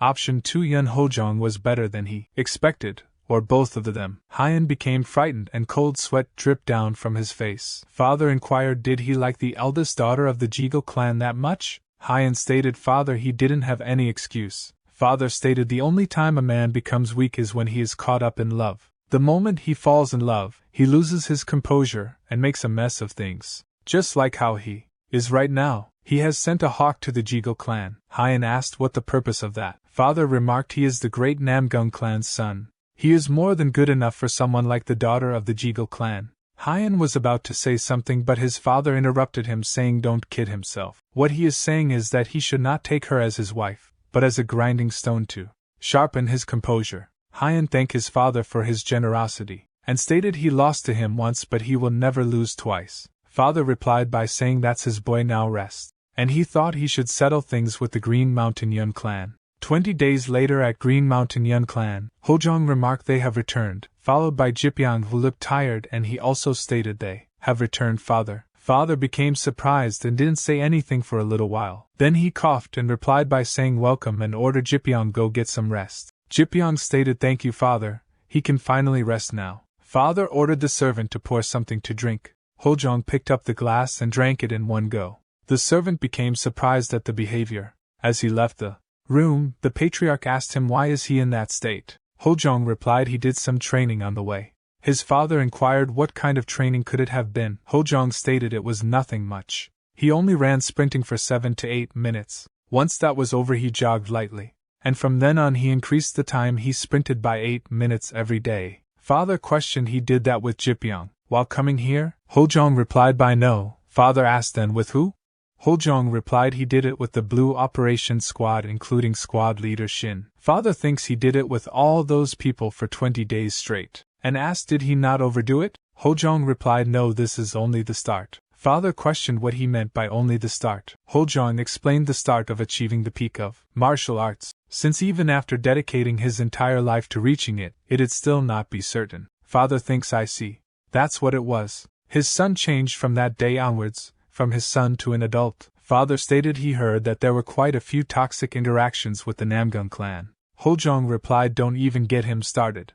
he will explain it right from the beginning of it. A little later, as he explains what had happened, his father stated so the second young master of the Yeon clan did that. Hojeong agreed. He became shocked as he saw his father's face and thought, it's the first time seeing those eyes on father. Father stated so that is what happened.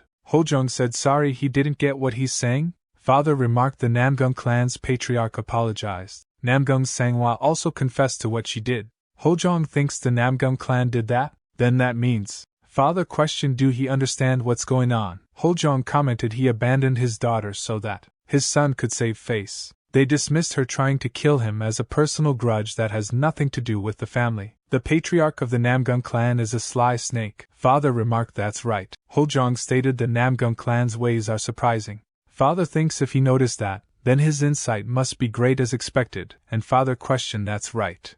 Do he think they should accept the apology? Hojeong responded by saying a martial artist's life will always be in danger. He is fine with it. It'll be more advantageous for them to receive the apology and increase their reputation. Father remarked alright he understands. He must be tired so go and get some rest. Hojeong replied yes father as he ordered. As he was about to leave the room father called his name. He turned around saying yes father? Father remarked he did well. His eyes widened in surprise, and then he closed his eyes and stated it was nothing special. The next morning he put on some weight around his waist, arms and legs, and he stated let's begin, and he started sprinting. After 1 month of training, after 2 months of training, and after 4 months of training, on the night of New Year's Eve, he continued with his training. On the first day of the new year, he untied the weights from his body and breathed out a sigh of relief, and he stated he have finally gotten somewhere. He is prepared to face the villain. A little later as Hojeong read the letter with a smile that is sent by Duksang, saying he had completed investigating all 3 of his requests. It was way harder than he expected. He probably knew that though. He almost died shitting. Accepting the request without hesitating he almost made him lose all the money that he had gathered from begging. And now he thinks he should have just taken the commission fee. He will come find him in half a month so prepare some delicious food for him. If it doesn't suit his tastes he is going to throw a fit. Hojeong thinks he specifically said he'd come meet him. The fact that he'd come all the way and meet him just to convey something that could have been delivered with a letter means that there are 2 options. The information is so sensitive that it would be really bad if it got leaked, or there's lots for him to tell me. After getting all the information it'll finally be his time to start taking real action. At that moment his father approached him, as he noticed, and he turned around. Father inquired have he finished today's training? Hojeong replied yes father. Father stated he have something to do with him so follow him. Hojeong asked, right now? And father didn't respond. He thinks did he do something wrong? Recently all he have been doing is training. A little later Hojeong thinks this place is in the forest where they talked about the true Azure innate key. Father turned around and asked him to take one of them while pointing towards different weapons. Seeing the weapon in front of him, he thinks that means a spar with his father, and he inquired is he going to face him seriously? Father stated yes he spar with him seriously. If he wasn't he would not have brought him here? Then Hojeong selected a spear from the weapons. Seeing him wielding a spear his father's expression became serious. Then father unsheathed his sword, and a blue key enveloped his father. Seeing that Hojeong thinks the devoted sword's thoughtful key, and the king's 8 children's sword technique? He's serious. He is. Getting excited? His thoughts were interrupted as his father stated. Before they start do he know why he wanted to watch his martial arts today? Hojeong replied isn't it to see his child's growth? Father commented that is right. But there's another more definite reason. Hojeong asked what is it? Father remarked he will tell him after the spar. Hojeong agreed. Then both positioned themselves in the fighting stance, and blue key emitted from both of them. Hojeong rushed to attack him with his spear, but his father's sword strike caused him to be pushed backwards. He thinks the father blocked that attack easily, then that means he needs to launch an even stronger attack. Then both exchanged strikes with each other for a little while. Then Hojeong rushed to use Yeon Clan Flying Swallowtail Palm technique. In response his father dropped his sword and used the reverse dragon palm technique. A blue light explosion happened as their palms clashed. A little later father remarked he is impressive. Hojeong replied by saying that's what he wishes to say to him. Then his father closed his eyes and focused, and exclaimed in that case what about this? Hojeong thinks no way, that stance its single steadfast bullet sword technique. Their strikes caused the nearby area of the forest to be destroyed. Then his father launched a single steadfast bullet sword attack that he barely able to dodge in time. His father took advantage of the situation and rushed towards him to attack. But Hojeong released more of his ki and enveloped himself with it. Both ran towards each other to attack. Then his father noticed that Hojeong had gathered his ki in his spear as he rushed forward to attack him. His father was surprised to see him rushing straight towards him to fight head-on. He deflected one attack after another from him. He was impressed by his attack strategy to jump in first to reduce the power of the single steadfast bullet sword, an endless onslaught. He believed that offense is the best defense, and these fighting techniques were meant for actual combat. His father struck him hard, causing him to push back slightly. Hojeong thought he had swung many times, but his father defended against every opening he created, like the walls of a castle without a single gap. His father's martial arts were nearly approaching completion, allowing him to fight with all he had. Both enveloped themselves with more ki, and his father concentrated more ki in his sword. With a serious face, his father stated, "Let's do this." Hojeong knew what was coming as they both rushed towards each other, their weapons clashing followed by a huge explosion. A little later, Hojeong stood with his spears, some of which were inserted into the ground, his hand trembling. Feeling unlucky, he wanted to keep going but found it difficult to draw out the white tiger ki unless in a life-or-death situation. As his father put his sword back on the weapon stand and asked about his martial arts, Hojeong expressed that he perceived his father as a martial artist who pursues completeness. When his father inquired further, Hojeong confirmed that Yeon's martial arts encompass both attack and defense, dodging and countering, not relying on any single style, and having no weaknesses. His father, impressed by just one sparring session, acknowledged that Hojeong saw right through him. Hojeong agreed, and his father expressed his hope that Hojeong would follow the same path as him. Surprised, Hojeong asked for clarification, and his father, setting aside his position as the patriarch, as a father, wished for his sons to follow his path, even though Hojeong had already taken a different path. He could sense this as soon as they crossed swords, understanding what Hojeong was pursuing. Hojeong asked about it, and his father confirmed that he has no intention of becoming the patriarch, a decision he solidified that day. His aspirations extend beyond the Green Mountain Yeon Clan to encompass the entire world, which was the purpose of their sparring session to determine his interest in the position of vice patriarch through his martial arts skills. As his father turned to leave, he remarked that even a parent cannot control their child's future, implying that the world would have to face his sword and order him to rest. Later that night, as Hojeong lay on his bed, he reflected on the idea of becoming vice patriarch, initially thinking it would be Jipyeong but realizing his father had him in mind. He apologized to his father, acknowledging that he had something important to do, stopping the villain to secure the future of the Green Mountain Yeon Clan from the three cults threatening the central district. The memories of his dark and light blades stained in blood weighed heavily on his mind as he contemplated the responsibilities ahead. Meanwhile, his father gazed outside through the window, reflecting on the difficulty of the situation and apologies to his wife, placing the teacup on a nearby table without taking a sip. He inquired about the tea's taste and remarked on the cold weather. As he handed over a letter, he mentioned that he receiving this as a response from the Yeon Clan. The patriarch read the letter and commended their tenacity in suggesting business once more. Taekyung noted that it seemed the Yeon Clan had not given up. The patriarch then asked for Taekyung's opinion, to which he expressed his support, citing the Yeon Clan's abilities. He believed that if the business expanded and became profitable, it could provide more aid to those affected by the summer flooding. When the patriarch inquired about the livelihoods of the people, Taekyung concurred. The patriarch acknowledged his point but expressed a suspicion. Taekyung questioned the possibility of the Yeon Clan having different intentions and proposed a marriage between the daughter of the Yeon Clan and the first young master. He questioned a potential marriage between Hojeong and the Yeon Clan's daughter. Taekyung agreed, highlighting that Yeon is not only intelligent but also known for her lovely personality. She is deemed suitable to marry the first young master, who is expected to become the next patriarch in the future, and will require someone by his side for support. The patriarch expressed surprise deep in thought as he sipped his tea. 10 days later, as he was giving instruction to Jipyeong, Duksang, who greeted them with a familiar shout, he inquired if Hojeong had prepared food for him, as he had been hungry for 3 days. Hojeong warned that if even a single grain of rice was left behind, no soup would be given. Duksang thanked him for the meal. Later, after finishing his meal, Jipyeong questioned if Duksang was a monster. Duksang chuckled, mentioning that he was being underestimated. He now gets full easily, but in his youth he could consume over 12 pounds of pork. Jipyeong, shocked, calculated that amount to be enough for 6 people. Meanwhile, Hojeong offered tea, but Duksang insisted on alcohol. Hojeong pointed out that it was only midday, to which Duksang found it strange to drink only in the afternoon. Hojeong then asked Jipyeong to fetch some alcohol, to which he agreed. Duksang suggested they discuss business since he had eaten his fill.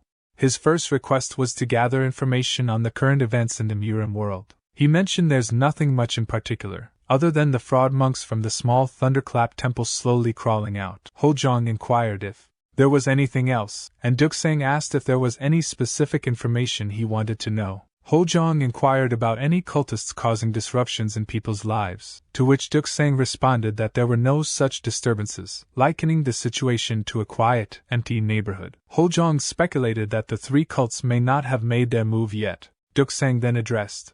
Hojeong's second request is regarding Muong Gun's youngest brother, Muong Wu, and mentioned that the details could be found in the report. While he reading the report, Duksang wondered why he was searching for Muong Gun half-brother.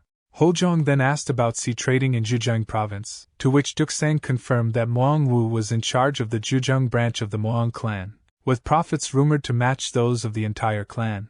Muong Wu was described as talented, skilled and possessing a personality distinct from his brothers.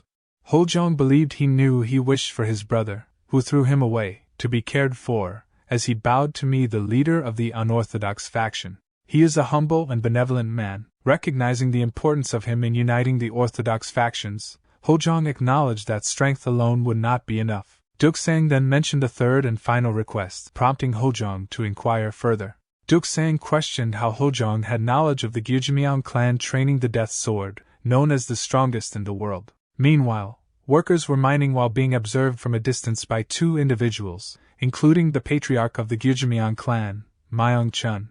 He asked about the progress, to which the supervisor estimated to be completed in 5 days.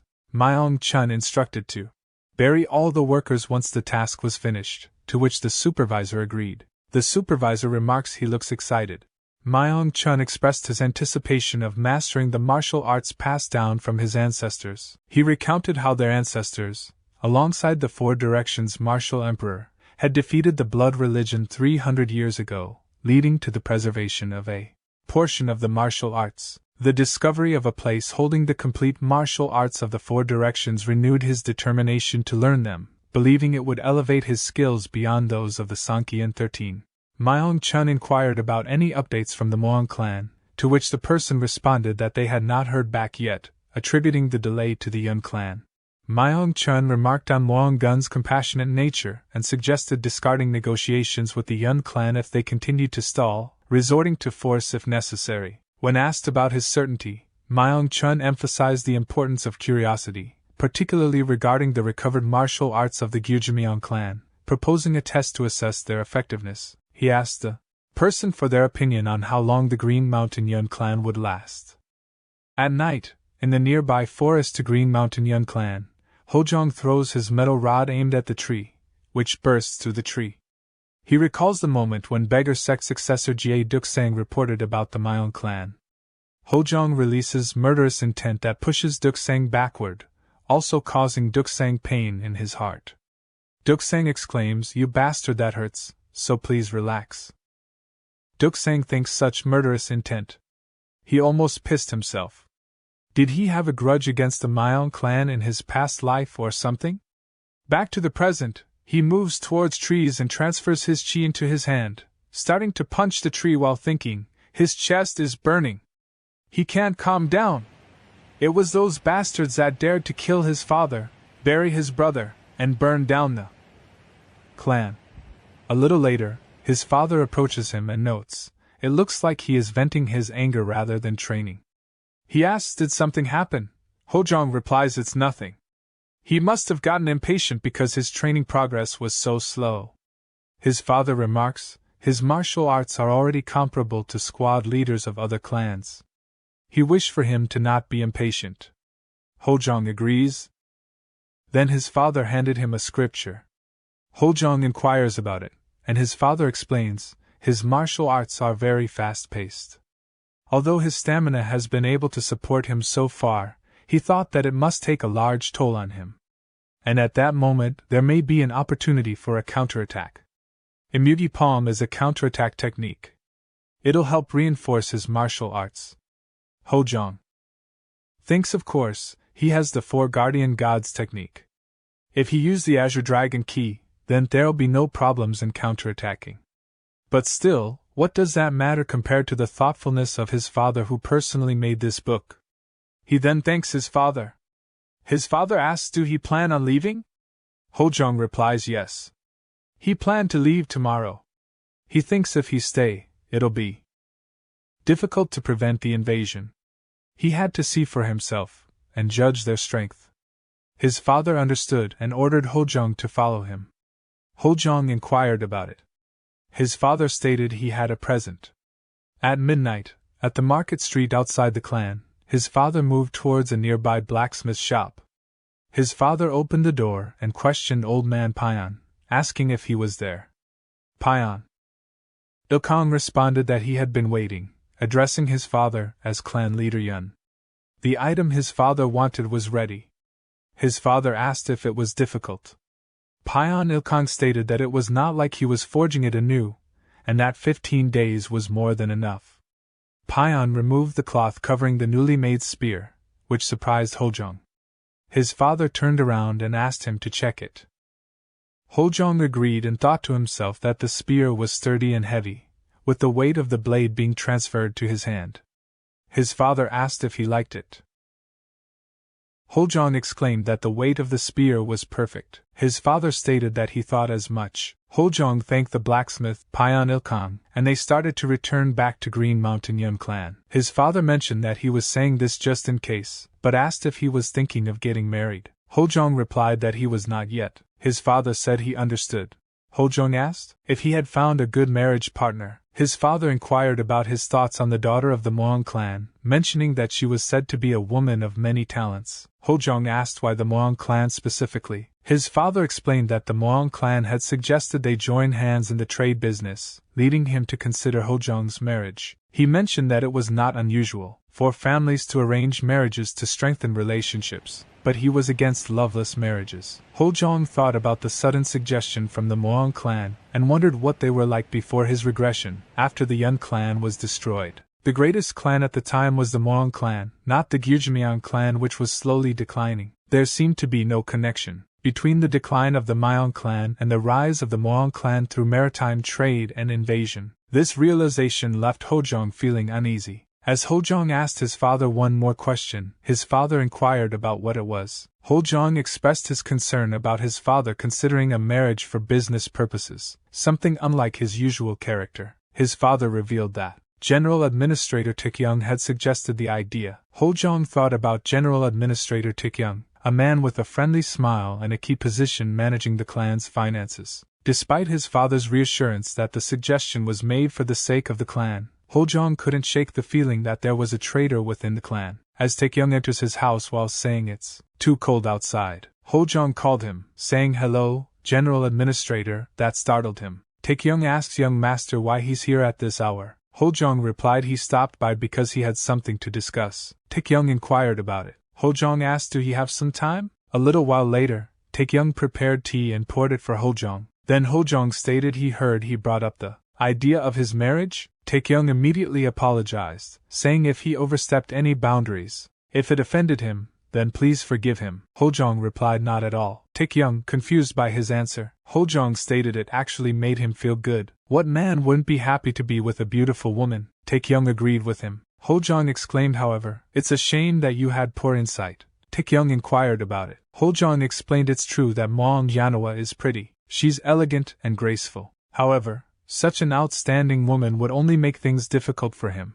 Murim Alliance would rather devour her husband than take care of him. Taekyung said he understands. Hojeong stood up and said so on that note, let him make a request. Taekyung asked about his request. Hojeong stated tell something to father for him, and asked him to introduce him to another woman from the Yeon Clan. That surprised Taekyung and he asked another woman? Hojeong replied he is going to have to get married anyway. Please look for a woman as noble as Murim Alliance, so that he is able to be one step closer to the seat of patriarch than Jipyeong. Taekyung questioned what is he talking about. He is the eldest son who'll lead the family in the future. Hojeong exclaimed General Administrator, let's be realistic. Doesn't everyone already know that father will pick Jipyeong as the next vice patriarch? He will remember his hard work, so please play a big role in the future of the Yeon Clan. Taekyung said certainly, then he will follow him. Hojeong stated just trust him, as he opened the door to leave. The next morning, Taekyung said this is a list of documents to review. Patriarch stated he have been worked hard. As he was reviewing the documents, Taekyung said about the first young master's marriage. How about finding another wife instead of Murim Alliance? Patriarch asked for reason. Taekyung remarked it seems Murim Alliance is too outstanding. Of course, he don't mean that the young master is in any way lacking. He just thought that a woman who would put one's mind at rest, rather than a woman with great talent, would be a better fit for the young master. And there's also the possibility that the Yeon Clan patriarch might reject the marriage. Patriarch asked about the reason why Yeon Clan patriarch might reject it. Taekyung explained he have heard that Murim Alliance is a daughter whom the patriarch of the Yeon Clan deeply cherishes. If he were to take the proposal as us asking him to hand over his cherished daughter, then this could damage their business together. It would be best to keep such actions to a minimum. Patriarch thought about for a while and then asked General Administrator Taekyung, do he feel that the business with the Yeon Clan is that important? Taekyung remarked yes, he do, since money is power. If they secure more funds through business with the Yeon Clan, he is certain that the hardships of the people will be greatly reduced. Patriarch stated for the sake of people's livelihood, fine, he will accept it. Taekyung exclaimed he will send a letter asking for a day to meet. Patriarch asked then who will be the young master's bride. It's fine if it's not Murim Alliance. As he was about to leave the patriarch's room, Patriarch stated General Administrator Taekyung, thank you for his hard work. Taekyung replied he is glad to hear that he was able to be of help. A little later, as he handed a servant a letter and asked him to send this to the Yeon Clan, the servant agreed.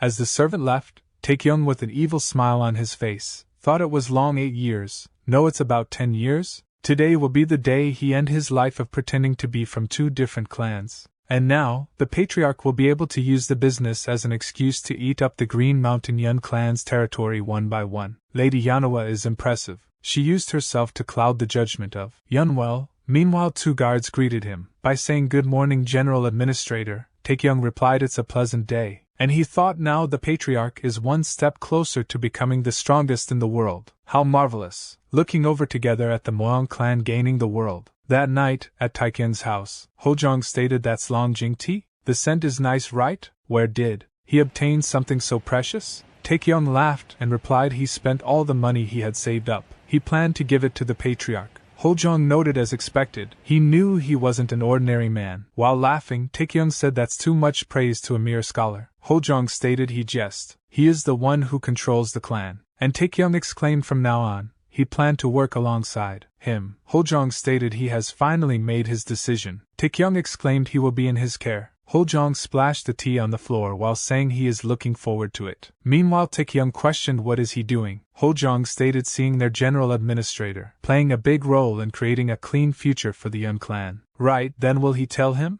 Where are they all hiding? The rest of his rat bastards. Taekyung asks what is he talking about, young master? Hojeong crushes the teacup and states he is saying he is a spy. Taekyung replies a coward like him is a spy? That's not even possible. Hojeong remarks it's said that when he is planting a spy, he must follow 3 rules. He must be in an inconspicuous place, with an inconspicuous position, and an inconspicuous personality. But he did the exact opposite. The boldness of managing the family finances as the general administrator right beside the patriarch of the clan. He wasn't an ordinary spy, but a special spy. Taekyung exclaims he don't know what this is, but it looks like there's been a huge misunderstanding. Hojeong states a misunderstanding? No, he is certain. And he calls the name of beggar sect successor. And Duksang enters the room saying he didn't want to get involved in another clan's fight. But this wasn't just a simple response, this was a report sent to the Yeon Clan. He seemed to have written it in code. The beggars had quite a hard time decoding it. Taekyung thinks how can that be in their hands? Hojeong states he should stop acting now. Do he want to leave of his own accord? Or do he want to be dragged out? Taekyung thinks he was in trouble. A little while later, 2 guards escort him to prison. One of the guards shouts he could never have expected it to be him. General Administrator, please talk to him. How can he do this after spending 10 years with the Yeon Clan? He dare try to make a fool of them with that shameless look on his face? The second guard comes around saying him to calm down, but the first guard exclaims how can he be calmed down while moving away? The second guard states, General Administrator, no spy, be prepared. He will not have an easy death. Meanwhile, Taekyung looks towards the prison window. A little while later, as he sits near the window while saying man who can hear, another person from outside prison window states man who can speak. The northern skies are great skies. Taekyung remarks great sky. Hearing that, the person throws the key inside. Then Taekyung picks up the key while thinking the hole should be on the lower left. As he inserts the key, a hidden passage opens up through which he leaves. Then one guard asks, Hey Nile, is there anything unusual? Nile replies no. Then the other guard asks, why is he here? He is not in charge of this area, is he? Nile replies he is here to relieve him of his shift. The guard states he was going to be fine. Nile remarks he starved all day and now he is famished. The guard exclaims he is too carefree. How is food a concern in this situation? Please read the atmosphere. Nile asks about it. The guard states the General Administrator was caught as a spy. Nile remarks the pathetic bastard's already been caught. The guard hands Nile money saying go and get some food. Seeing Nile leave, the guard remarks what an easygoing man. A little later, as Nile opens the door of the stable, he becomes confused as there is no one inside. He thinks when it's time for 4 of 10 to be fast asleep. Hojeong states the food's gone cold. Should he buy him some food? There's some good places nearby. A place called the Goyangru. It's fine if he don't want to. If cold rice is fine with him, then that's fine too. However, Nile quickly throws the bowl towards Hojeong to hit him, but he easily dodges it, and then he immediately breaks through the roof. He tries to run, but as he looks around on the rooftop, he finds himself surrounded by members of the Blue Operations Squad. Hojeong states, Hey, you rat bastard. His contact friend who was in the stable has already been taken by the Blue Operations Squad, so come down immediately, don't test his patience. Meanwhile, the patriarch is cleaning his sword with a cloth, then he stands up and swings it to cut the side of the desk cleanly. On the other hand, Nile jumps down from the roof. And Nile asks who is he? Hojeong notes he is a spy, and he don't even know the face of the first young master? Nile replies no way. He means to say a sheltered rookie like him has full knowledge of the infiltration, their contacts, and knows how to wield weapons? Hojeong remarks. Had he known the circumstances he have endured, he wouldn't make such comments. Then Hojeong stated, do he really have to endure the noise of these rodents at this time? Just kneel before him. Nile circulates his chi, surging forward to launch his attack with his palm. However, Hojeong deftly dodges and deflects Nile's strikes. Nile, astonished, thinks he's deflecting his attacks, and he even knows about the poison on his fingertips. But as long as he can scratch him once, he attempts to attack again. But Hojeong swiftly severs both of Nile's arms, causing him to scream in agony. With a stern tone, Hojeong remarks, he wasn't even prepared to take his own life? What kind of self-confidence is this? Before swiftly killing Nile, Hojeong declares their part is finished. Meanwhile, Taekyung, having escaped prison, flees from the Green Mountain Yeon Clan. Suddenly, he halts as he hears a voice ahead. It's none other than the Patriarch, accusing him of deception. Taekyung pleads, Patriarch, please let him go. The Patriarch, unmoved, replies he still address him as Patriarch, but he cannot grant his request. Taekyung protests, if his lord discovers his demise, chaos will engulf the Yeon Clan. To spare them from bloodshed, he must let him go. The Patriarch states that won't happen, because the spy, Nile, who infiltrated while pretending to be a prison sentry, and his contact who was at the stables, there is no one left to tell about his death. They were all disposed of. Taekyung inquires how did this happen. The Patriarch remarks, his son is quite capable. He underestimated Hojeong. Taekyung thinks that inexperienced fool made the past 10 years futile. The Patriarch asks for his final words. Taekyung shouts, Yeon Hojeong, you son of a... But his words are cut off as the Patriarch beheads him. The Patriarch states, his filthy last words, he have heard enough. 5 days later, the heads of all the spies are showcased outside the Patriarch's mansion. Meanwhile, the Patriarch ponders Hojeong's earlier statement. It's definitely the Myeong Clan. The Myeong and Yeon Clan joined forces? The Patriarch asks, why do he think that? Hojeong replies he can't tell him as of now. In the present, Hojeong trains with his new spear, reflecting. However, he is certain, those who seek to consume the clan, the Yeon Clan training the death sword, the Yeon Clan planting spies. Now it's their turn! He swings his spear with full force, causing a chi explosion. Late at night, As Hojeong attempts to depart the clan with the successor of the beggar sect, someone rushes towards him from behind with great speed, attempting to attack. The attacker was none other than Jipyeong, the younger brother of Hojeong. However, Hojeong easily blocked his attack, causing Jipyeong to be pushed back. Duksang asked the second young master what he was doing. Jipyeong didn't respond and rushed forward again to attack, launching multiple attacks that Hojeong blocked. He then attempted a thrust with his sword, which Hojeong also dodged. In response, Hojeong swung his spear at Jipyeong, but stopped before making contact. Jipyeong noticed the strength behind Hojeong's attack and sighed, acknowledging that he could not defeat him. Hojeong replied, acknowledging Jipyeong's skill as a swordsman, and expressing that if he let his guard down, Jipyeong would soon catch up to him. Jipyeong remarked that he felt the need to rush and chase after Hojeong, as there was someone he believed he would lose to if he did not. He then asked if Hojeong was leaving, to which Hojeong confirmed. Jipyeong expressed his desire for Hojeong to have said something before leaving, feeling that wanting to be together was his own selfishness. Hojeong reassured him that he would return soon, questioning the point of the conversation. As Hojeong departed, Jipyeong thought to himself that he would diligently chase after his brother, and Hojeong acknowledging the path ahead as that of an Azura and vowing to never put his brother through that again. Jipyeong bid his brother farewell, bowing before him. As he watched his brother leave, Jipyeong thought to himself that he would diligently chase after him. At the mountain range near the Yeon Clan, Yeon Gun, the patriarch of the Yeon Clan, was cultivating. His cultivation was interrupted by Yeonhwa, who remarked, "He will catch a cold practicing like that." Yeon Gun replied, "The weather's good for the first time in a while." Yeonhwa handed him a report and said, "This is the report from the spies they planted in the Yeon Clan. It seems that the patriarch of the Yeon Clan succeeded in finding the martial arts of their ancestors." Yeon Gun stated, after digging up the martial art, he immediately buried the hundreds of workers. "Patriarch of the Yeon Clan, how could you engage in such evil? What is the Yeon Clan's response to the business proposal?" Yeonhwa noted, "They haven't replied yet. The patriarch of the Yeon Clan seems to be an overly cautious man." Yeon Gun remarked,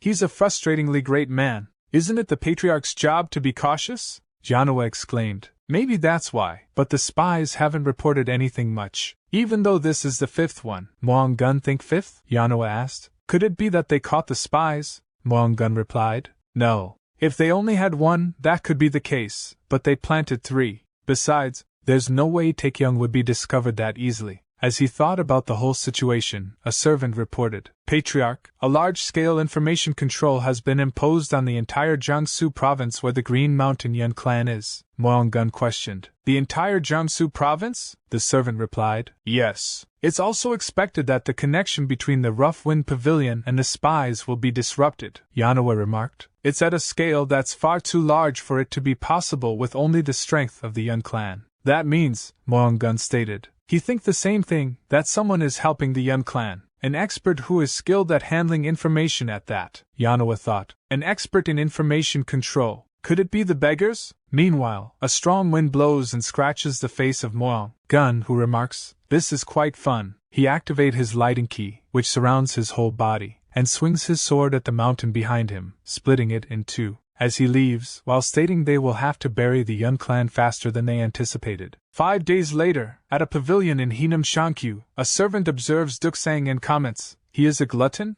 The others are shocked to hear the sound of Hojeong's axe dropping to the floor. Hojeong picks up the axe and tries to place it on a nearby wall. Meanwhile, one person remarks, "What kind of axe is as big as a person? He looks like a delicate young man, but his weapon looks brutal." Another person exclaims, "The person next to him is a beggar? Is he a person from the beggar's sect? They're a combination that doesn't go well together." Hojeong says he won't take any, so slow down. Duksang replies, "Let me be. He ran non-stop from Jiangsu to here. This is the first time in his 30 years of his beggar life that he has been this hungry." Hojeong notes, "He is always hungry." Duksang retorts, "He rode a horse, but he ran with his 2 feet." Hojeong states, "That's why he said to ride with him." Duksang asks, "Have you ever seen a beggar ride a horse?" Hojeong remarks, "Eat as much as he wants. It's on him." Duksang thank him. During their conversation, all the people become confused. Upon finishing his meal, Duksang inquired, "So when is he going to tell him?" Hojeong, puzzled, asked, "What is he talking about?"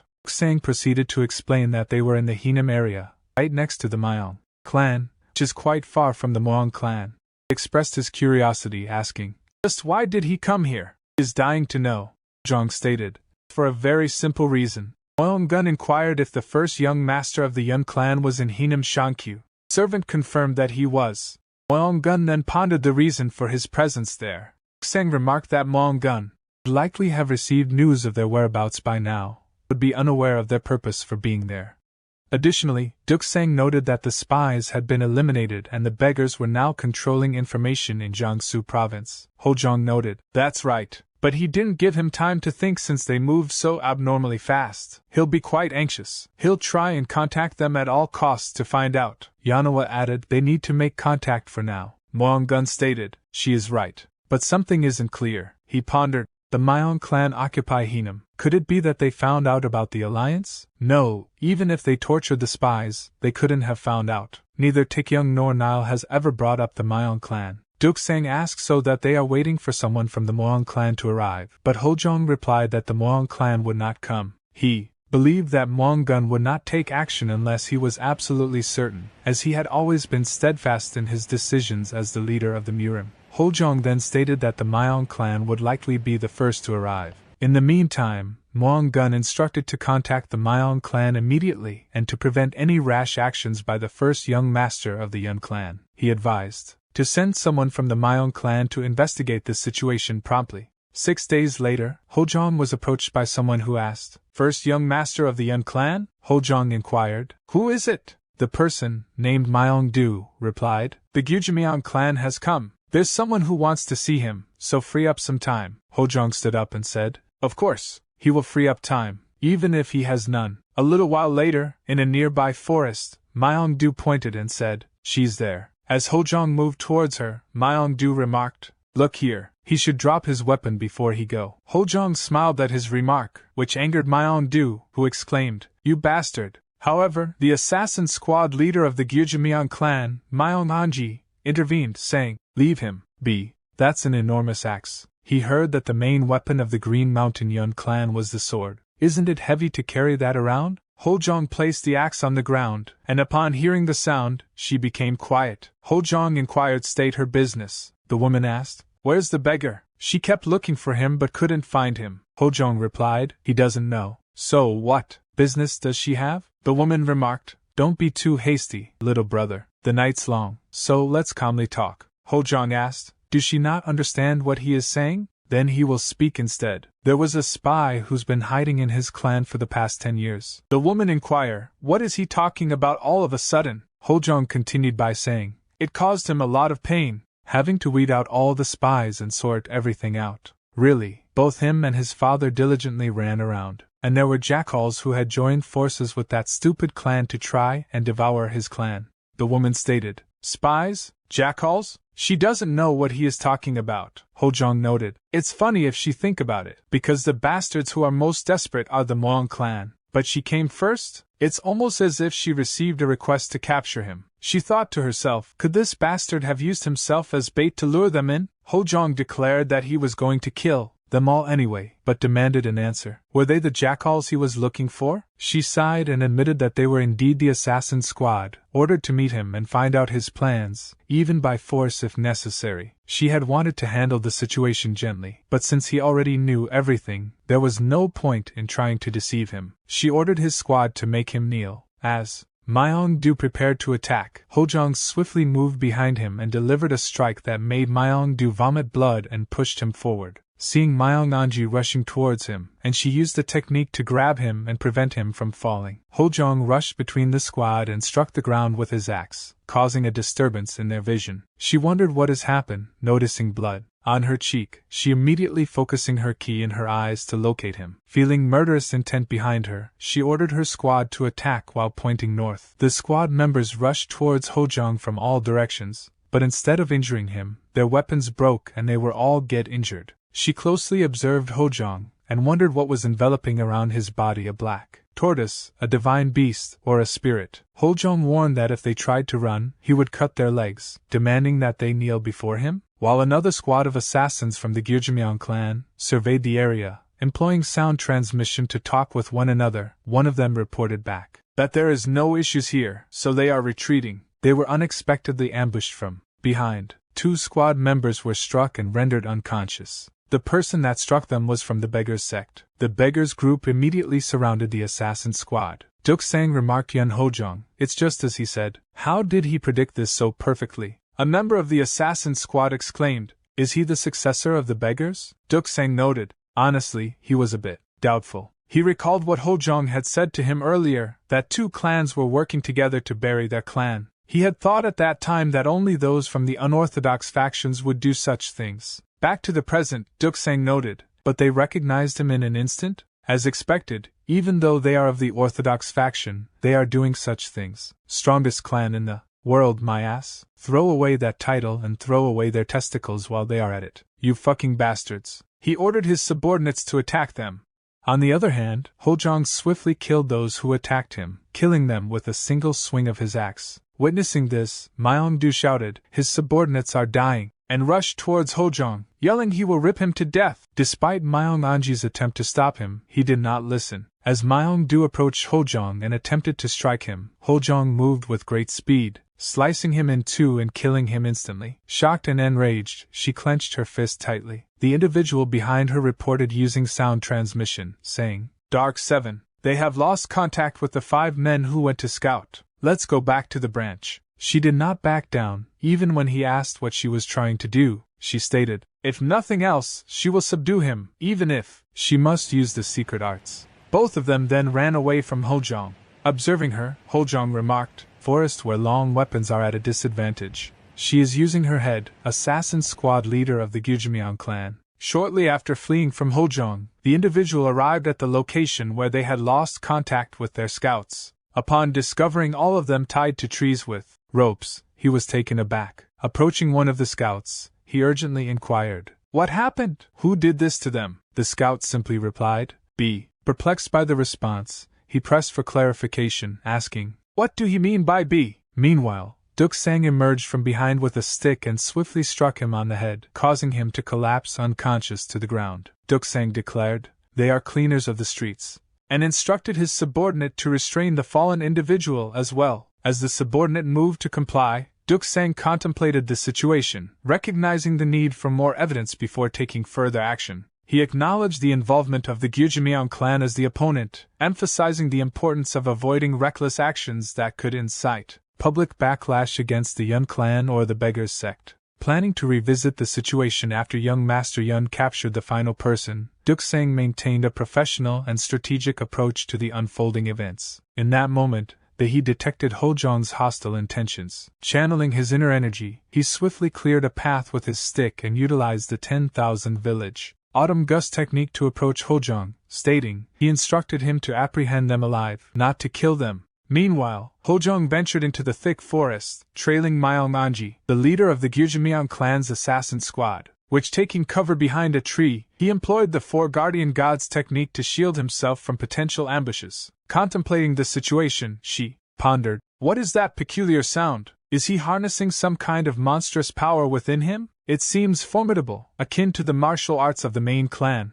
Her musings were abruptly interrupted as Hojeong caught sight of her and launched an offensive. She swiftly evading his strike, but he stated, "Is that all she has got?" In response, she executed a calculated attack that narrowly missed Hojeong but captured his attention. She asserted he has no reason to boast. He is not the only one hiding secret martial arts. During the ongoing skirmish between Hojeong and Myeong-anji, it was apparent that she held the advantage in the forest, limiting Hojeong's ability to effectively use his axe. As she landed a powerful blow on Hojeong, he displayed signs of severe pain and spat out blood. Hojeong recognized the martial art technique being used against him, which had previously been successful in breaking down the clan plaque and withstanding the attacks of the Iron Wall squad. He acknowledged the opponent's formidable strength and skill in combat. He pondered, is this what his clan suffered? As he coughed up a significant amount of blood. Observing his condition, she remarked, "It looks like he is ready to come with them now." Meanwhile, he continued to reflect on the hardships his father and Jipyong endured. Despite her threat to break his arms and legs, he skillfully evaded her attack with a surge of his ki. Seizing her by the head, he forcefully slammed her to the ground. As he swung his axe at her, she effortlessly blocked it, explaining, "That's futile. This is the clan's secret art. A foolish axe attack like that won't work." But he continuing his assault, Hojeong relentlessly struck the woman with one axe blow after another. Soon she found herself struggling to fend off his relentless attacks, pleading for him to cease. Hojeong coldly remarked, "Your people didn't stop." Just as the tension peaked, Duksang intervened, attempting to halt Hojeong's rampage. Ignoring Duksang's efforts, Hojeong continued to swing his axe furiously, declaring, "Your people didn't stop." As the dust settled, Duksang anxiously inquired, "Is she dead?" Hojeong, calmly picking up his axe, replied, "Of course not, she is alive." Duksang closely examined her, noting that at least 5 or 6 of her ribs appeared to have been crushed. He pondered the Hojeong is too toxic, considering that they attempted to destruction his clan, but it's too extreme. His thoughts were abruptly interrupted by a beggar who inquired about the arrival of food for the group. Duksang sternly instructed the beggar to fetch a doctor instead of discussing food. Turning to Hojeong, he emphasized the importance of gathering evidence to prove any potential plotting against the Yeon Clan. He questioned whether his plan was simply to eliminate all who opposed him. Hojeong expressed his apologies and inquired about Duksang's thoughts on the matter. Duksang inquired, "What is he talking about?" To which Hojeong mentioned that he talking about evidence. "You captured an entire intelligence squad from the Yeon Clan."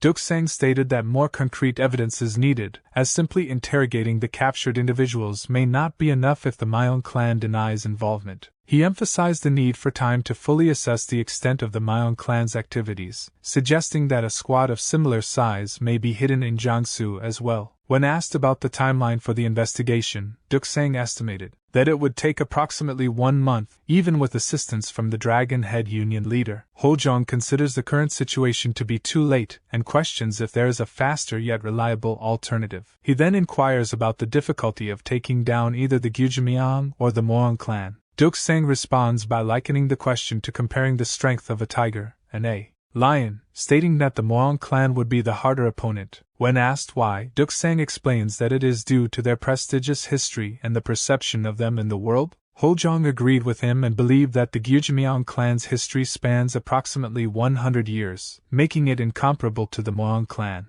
Due to the Gyujimyeong clan's excessive expansion of influence, the public views them unfavorably. Hojeong has not yet made contact with Yeon Yeowa. In order to effectively combat the 3 cults in the future, assistance from Yeon Gun's brothers will be necessary. Engaging with both clans at this time would not be advantageous. Hojeong then mentioned the ancient saying that the enemy of his enemy is a friend, suggesting the possibility of feigning insanity to establish a friendly relationship with a powerful ally like the lion. The following day, at the patriarch mansion of the Yeon Clan, a servant entered Yeon Gun's room and informed him that a letter had arrived from the Beggars' Union. Yeon Gun, surprised by the news, requested the servant to hand over the letter immediately. Meanwhile, Jianhua speculated that the Beggars' Union was assisting the Yeon Clan, as expected. As Yeon Gun read the letter, his lightning key surged out of his body, prompting Jianhua to question what was written in the letter that triggered such a reaction. Yeon Gun handed her the letter and instructed her to read it, stating that it was sent by a brat named Yeon Hojeong.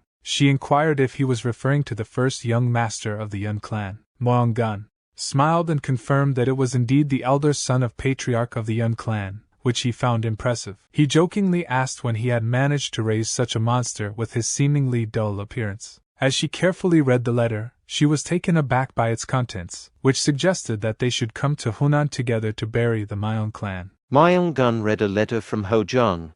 In the letter, Hojeong thanked Yeon for the gift he received, which also included advance notice of Yeon's intention to destroy his clan.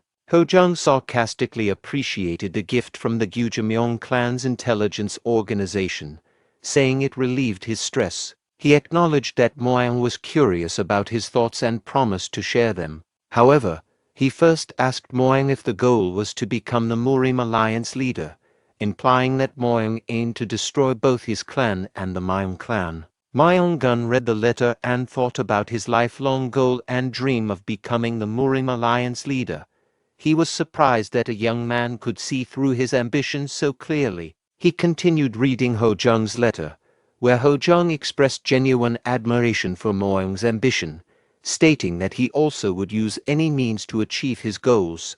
Hojeong declared his intent to strike the Gyujimyeong clan, differentiating between Yeon's cute gifts and the true sharp knives. He recognized that Moyang also had a secret plan to deal a fatal blow to the Yeon clan and proposed they unite to bury the Yeon clan together. Hojeong acknowledged that a single letter couldn't establish trust, suggesting a face-to-face meeting to conspire together. He emphasized the urgency of their decision, trusting that Moyang's renowned wisdom and strategy would recognize the importance of acting quickly. Hojeong concluded by saying he would continue to act aggressively in the meantime.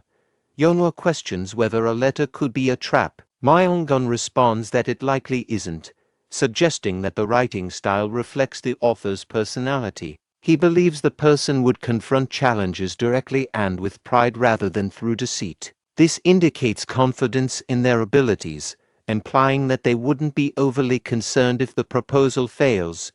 Yeonhwa acknowledges this perspective. Myeonggun then remarks on the letter's unusual nature, noting that it contains both praise and criticism, shifting between respect and disparagement. He expresses surprise at how a single letter could evoke such a strong reaction, despite his extensive experience with various trials and tribulations. Myeonggun speculates that the letter might be part of a plan to destroy the Yeon clan, finding the situation thrilling. He turns to Yeonhwa for her opinion, but Yeonhwa responds that he seems to have already made up his mind, suggesting he proceed since he is clearly focused on Hanam. Myeonggun agrees, noting that Hanam is conveniently located for a short trip. Meanwhile, Hojeong and Doiksang are navigating a crowded market. A shopkeeper advertises rice balls as cheap, prompting Doiksang to ask the price. The shopkeeper responds that they cost 9 each. Doiksang buys all the rice balls and tells the shopkeeper to keep the change. The shopkeeper, initially worried that the price might provoke violence, is relieved by Doiksang's generosity. Doiksang expresses concern about their situation, questioning whether it's wise to be leisurely shopping when they might face stronger adversaries sent by the Yeon clan. He warns that they could encounter elite combat specialists rather than the less capable assassins they faced before. Doiksang is worried about what will happen if Myeonggun, a formidable opponent, arrives, and questions what they will do if he doesn't. Hojeong responds that worrying doesn't solve problems. When Doiksang asks if Hojeong can handle everything, Hojeong confidently says he will manage and that it's beneficial. He explains that his martial arts are still developing and that encountering masters will help him improve. Hojeong also mentions he should begin preparing to awaken the next guardian god. Doiksang expresses confusion about Hojeong's strong resolve, questioning how he can be so determined on his own. Hearing this, Hojeong reflects on his past, recalling his younger brother and father, and acknowledges the presence of adults he can rely on. He remembers his time as the Dark Emperor, where he had comrades but no family, and feels comforted by having a place to return to. He reassures Doiksang that he is not alone. Doiksang finds Hojeong's behavior unsettling and accuses him of being creepy. Hojeong clarifies that their relationship is strictly professional. Doiksang responds with a light-hearted comment, expressing that once their tasks are complete, Hojeong should treat him to a substantial meal, noting that their previous meal was insufficient. Hojeong instructs Doiksang to ensure the assassins are well managed. Doiksang assures him that he is reliable and will handle things as needed. Hojeong then mentions that there are 6 assassins involved. Doiksang warns that there may be more and advises Hojeong to take care of himself before they part ways. Hojeong moves out of the crowd and arrives at a bamboo forest. He finds a rock to sit on and begins to eat a rice ball. However, his meal is interrupted when an arrow is shot at the rice ball, ruining his food. Frustrated, Hojeong stands up and laments his inability to enjoy a meal in peace. At that moment, the leader of the assassins steps forward and asks if he is Yeon Hojeong. He confirms his identity, stating that he is the eldest son of the Green Mountain Yeon Clan. The leader acknowledges this and confirms that he has come to the right place. The leader of the assassins, Myung Chizun, expresses admiration for Hojeong's swordsmanship, noting that he has never encountered anyone with such skill. He introduces himself as a member of the Pure White Army.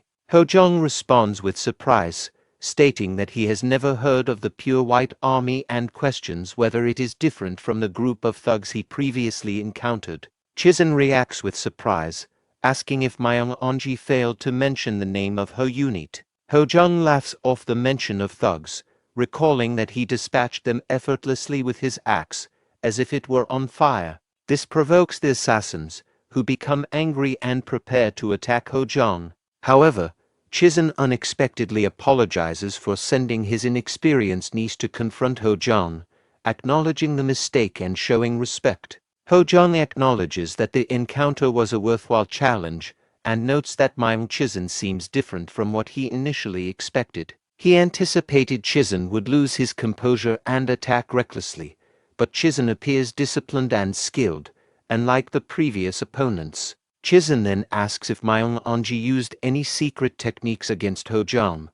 Quando Hojeong confirms that she did, Chizun inquires if Hojeong was able to defeat her despite this. Hojeong responds that the situation was critical and the outcome was as evident.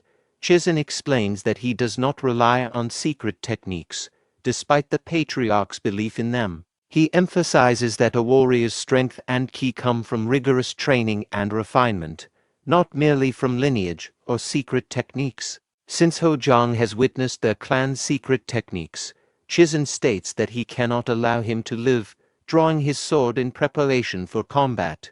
Hojeong adopts a fighting stance and tells Chizun that he considers him the strongest opponent he has faced so far. He adds that he intends to use this fight as an opportunity for his own growth. Chizun, amused, agrees and launches an attack with remarkable speed, which Hojeong blocks with his spear. The force of the attack makes Hojeong's hand tremble, revealing Chizun's immense strength. As Hojeong struggles to defend himself, an assassin shoots an arrow at him, but he manages to dodge it. Throughout their fight, Chizun ensures that the assassins do not interfere. Chizun gains the upper hand, consistently blocking Hojeong's attacks and pushing him back with each strike. Despite being on the defensive, Hojeong remains determined and thinks that if the fight continues, he might be able to draw out the White Tiger, a powerful technique. As Hojeong and Chizun continue their fight, Kanglim instructs the assassins to attack Hojeong. The assassins respond that they were specifically told by Lord Myeong-chizun not to interfere. Kanglim insists, explaining that Hojeong's ki has been expanding rapidly, indicating he is about to unleash something significant. Meanwhile, Hojeong concentrates on controlling his breathing, focusing on his inhales and exhales. Chizun notices Hojeong's labored breathing and decides to wait until Hojeong is ready to continue, showing a level of respect and patience for his opponent's preparation. To Chizun's surprise, the assassin squad disregards his orders and rushes towards Hojeong. One assassin fires an arrow at Hojeong, who catches it and throws it back with great force, striking the assassin in the head. Hojeong, enraged by the earlier incident involving his rice balls, takes this as a form of vengeance. A second assassin approaches and attacks with a sword, but Hojeong leaps into the air to dodge the blow and kicks the assassin with enough force to break the ground. Before the dust settles, a third assassin attacks with a spear, which Hojeong also defeats. The fourth assassin uses a dagger to attack Hojeong. While Hojeong manages to block or dodge most of the attack, he is injured by a partial hit from the dagger. As Hojeong lands on the ground, he reflects that the current challenge is insufficient. Chizun, observing the situation, questions Kanglim about the interference, expressing his surprise and frustration at the disruption. Kanglim starts to explain to his uncle Chizun, but Chizun interrupts, asserting that the battlefield belongs to him and questioning whether it's appropriate for Kanglim, even as a direct descendant, to interfere in a collateral's fight. Kanglim responds by asking why Chizun is making this a clan issue. Meanwhile, Hojeong contemplates the difference between breathing techniques and his own approach. He reflects that while emitting dark energy might be akin to a breathing technique, maximizing the amount of ki inhaled and circulating vital energy throughout his body is what activates his White Tiger technique. Chizun tells Kanglim that his obsession with secret techniques is clouding his understanding. Kanglin then asks if they are going to argue about secret techniques in the midst of the fight. Chizun counters by stating that one should not rely solely on secret techniques, referencing the principles of their Yeon clan. Chizun, noticing an incoming attack, quickly pushes Kanglin out of the way and turns to slice a boulder that was about to hit him. As he does this, Hojeong, who was positioned behind the boulder, prepares to attack. To Hojeong's surprise, Chizun thrusts his sword, causing Hojeong to drop his spear and grab onto Chizun's sword. At this moment, Kanglin orders the remaining assassins to attack Hojeong from all directions.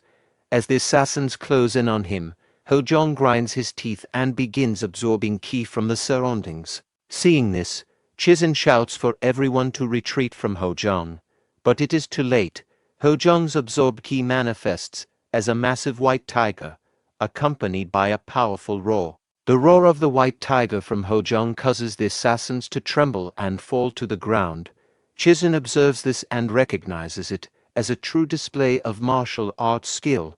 Hojeong relishes the sensation of the wind rushing around him, feeling a powerful connection with the guardian god of the western heaven, the white tiger. Kanglin, still on the ground, remarks on the monstrous nature of Hojeong's martial arts. Meanwhile, Chizun, determined to confront Hojeong, rushes towards him despite his frustration over the martial arts discussion. To Chizun's surprise, Hojeong appears behind him and strikes with his spear. Chizun attempts to block the attack with his sword, but the sword shatters, and he is pushed backward. Shocked by the immense strength, Chizun questions the source of Hojeong's power. Hojeong charges at Chizun, who realizes that hesitation could lead to his death. He grabs a sword from the ground and assumes a defensive stance.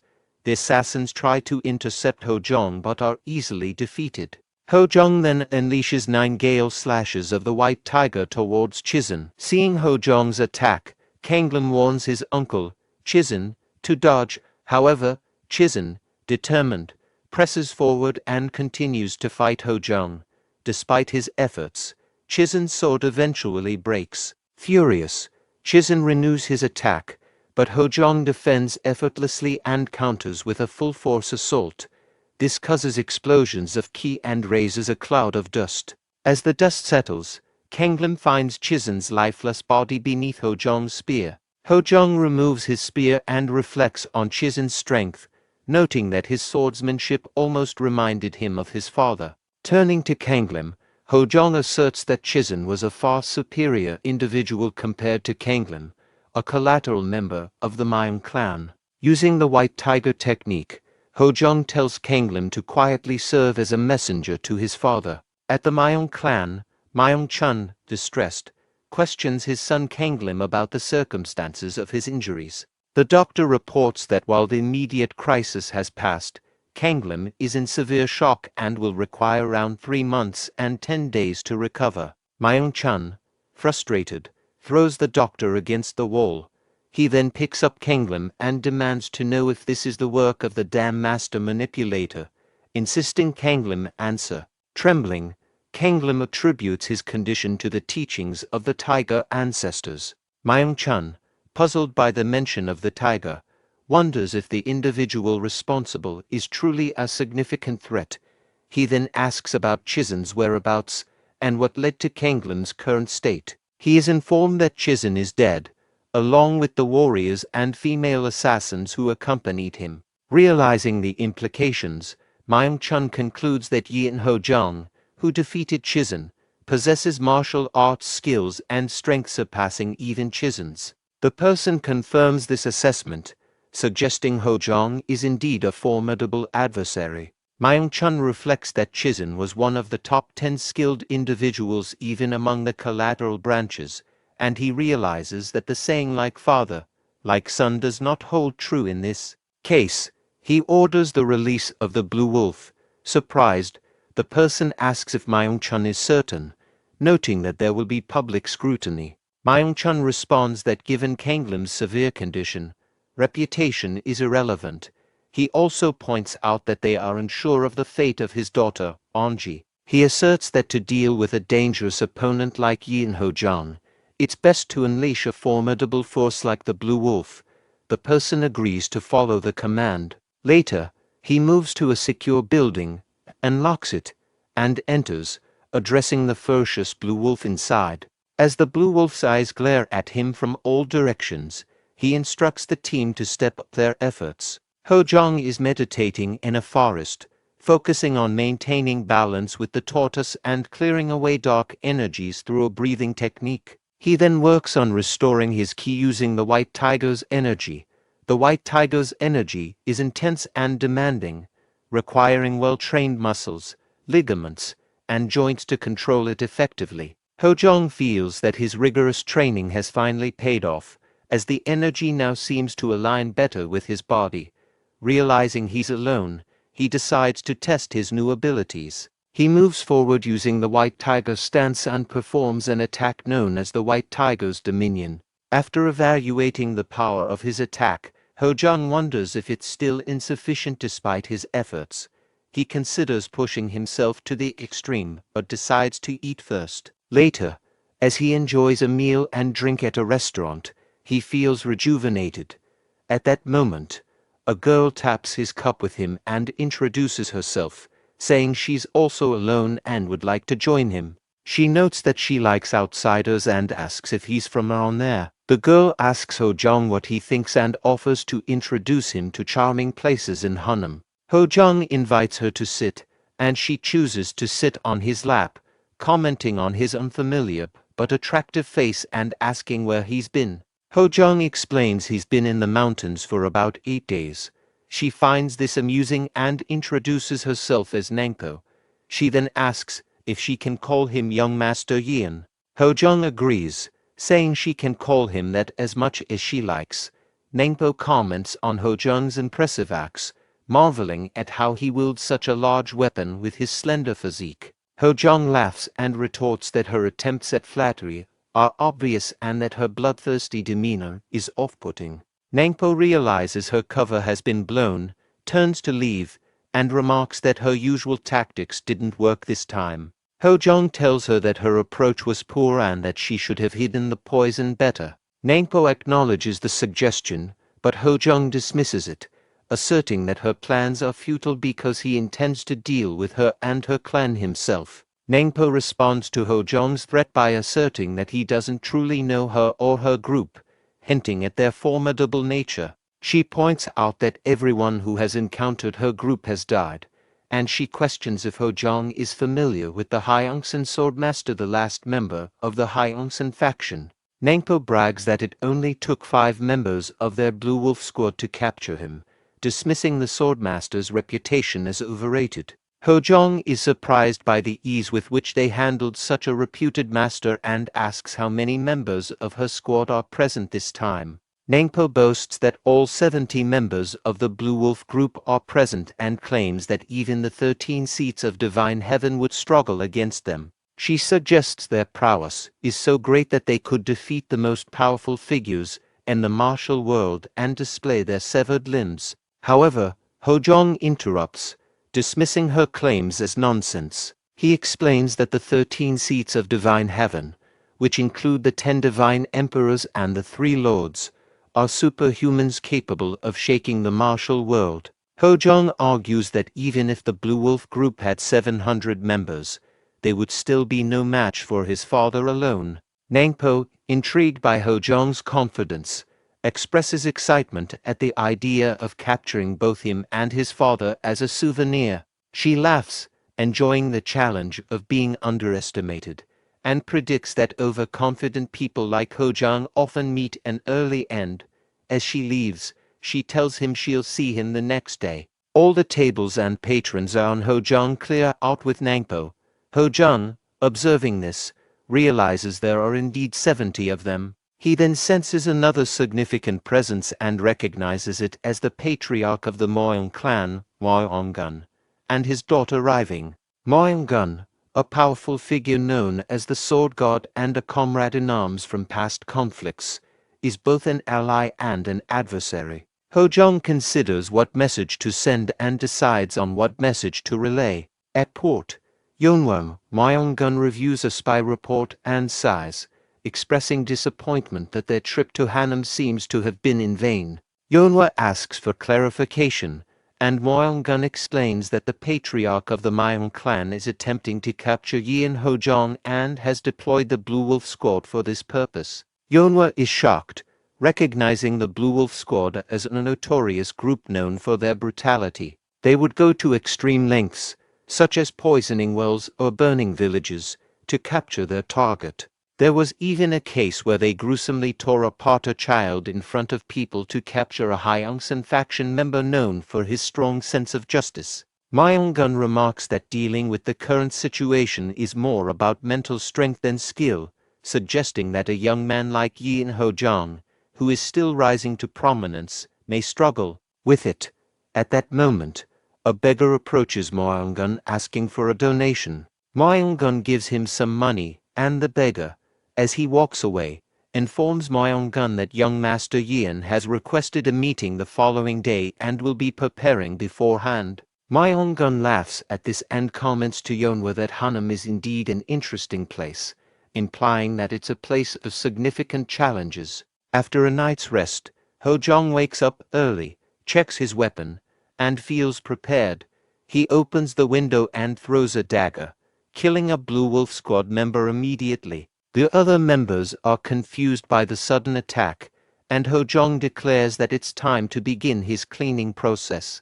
Meanwhile, at the market, a man named Mr. Zhong is loudly advertising his goods, proclaiming, "It's cheap."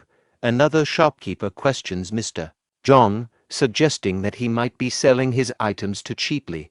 Mr. Zhong replies enthusiastically, encouraging people to come and see the great deals, including a huge crab as big as a 6-year-old child for a very low price. Just as he is about to reveal the price, a dagger pierces his head, killing him instantly. Another member of the Blue Wolf Squad, hidden in the crowd, prepares to retaliate, but he too is quickly killed by daggers. These daggers are thrown by Hojeong, who moves with incredible speed, systematically eliminating Blue Wolf members who are hiding among the public. While the public is confused and panicking over the sudden collapse of people, wondering what is happening, Hojeong realizes there are more enemies than he initially thought. Determined to speed things up, he accelerates his pace and begins systematically killing the remaining members of the Blue Wolf Squad. After a short while, having eliminated all the Blue Wolf members in the area,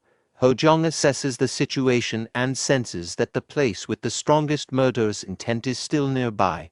Convinced that there are more enemies, he moves towards that location with increased speed, employing the White Tiger's Dominion technique. As Hojeong moves towards the location with the strongest murderous intent, he is attacked by a Blue Wolf member wielding a spear.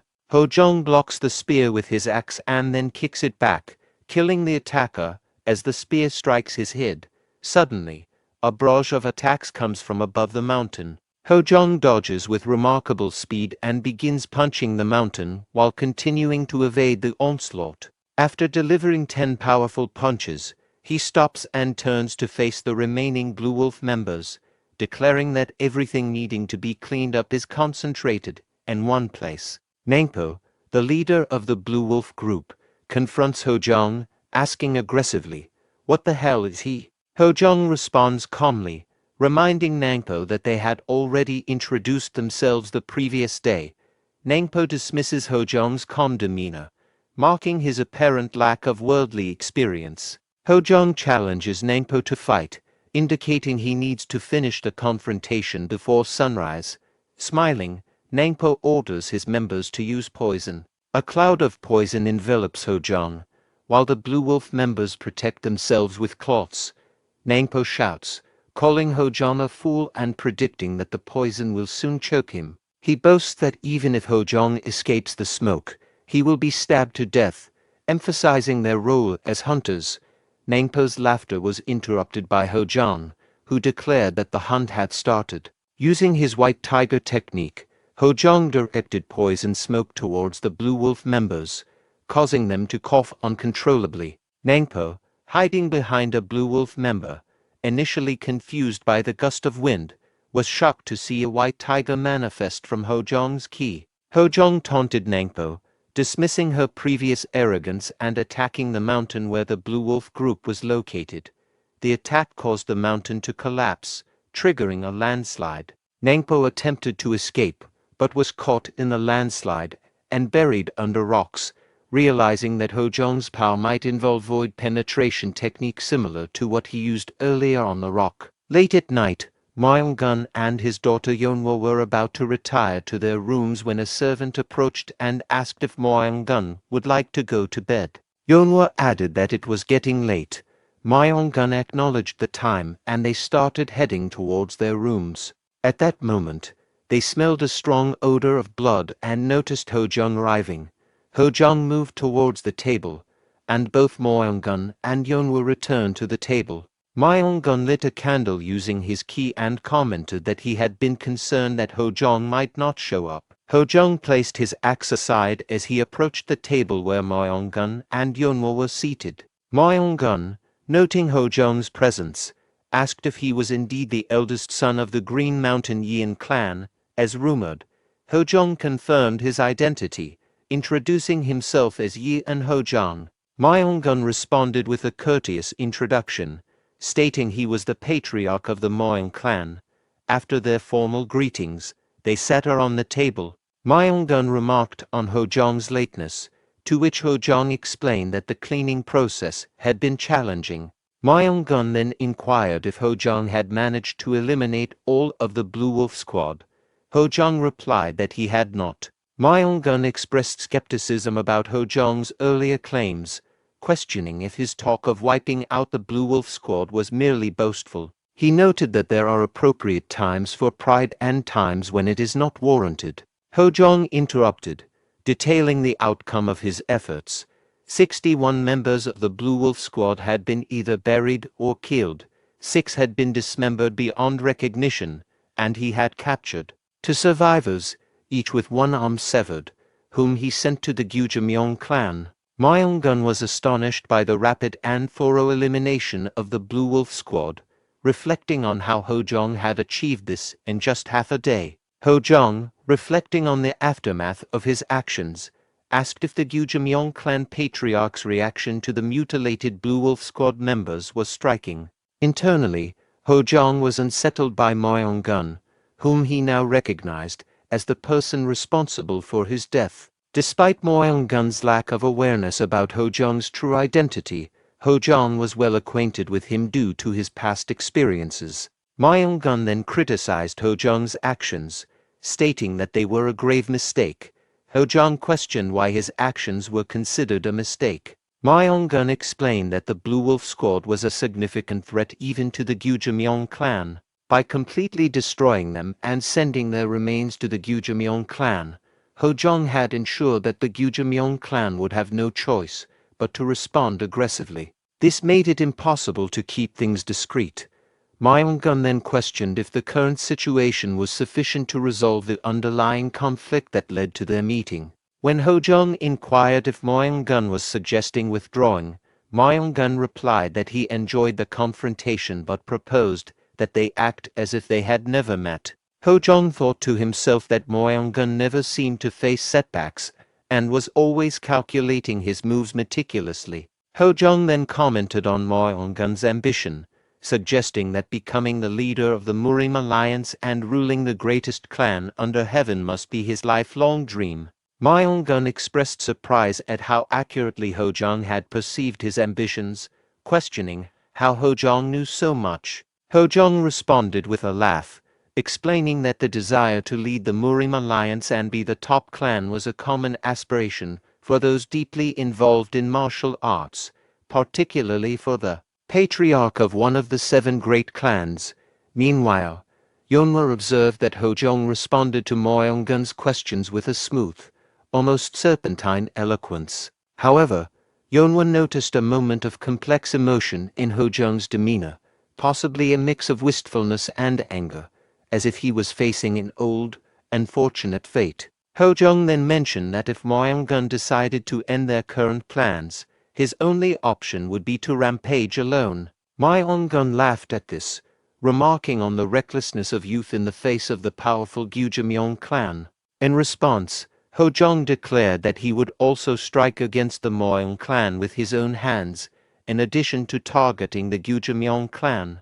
Yeon questioned whether Hojeong really planned to challenge him, the patriarch, all by himself. Hojeong clarified that he wasn't alone.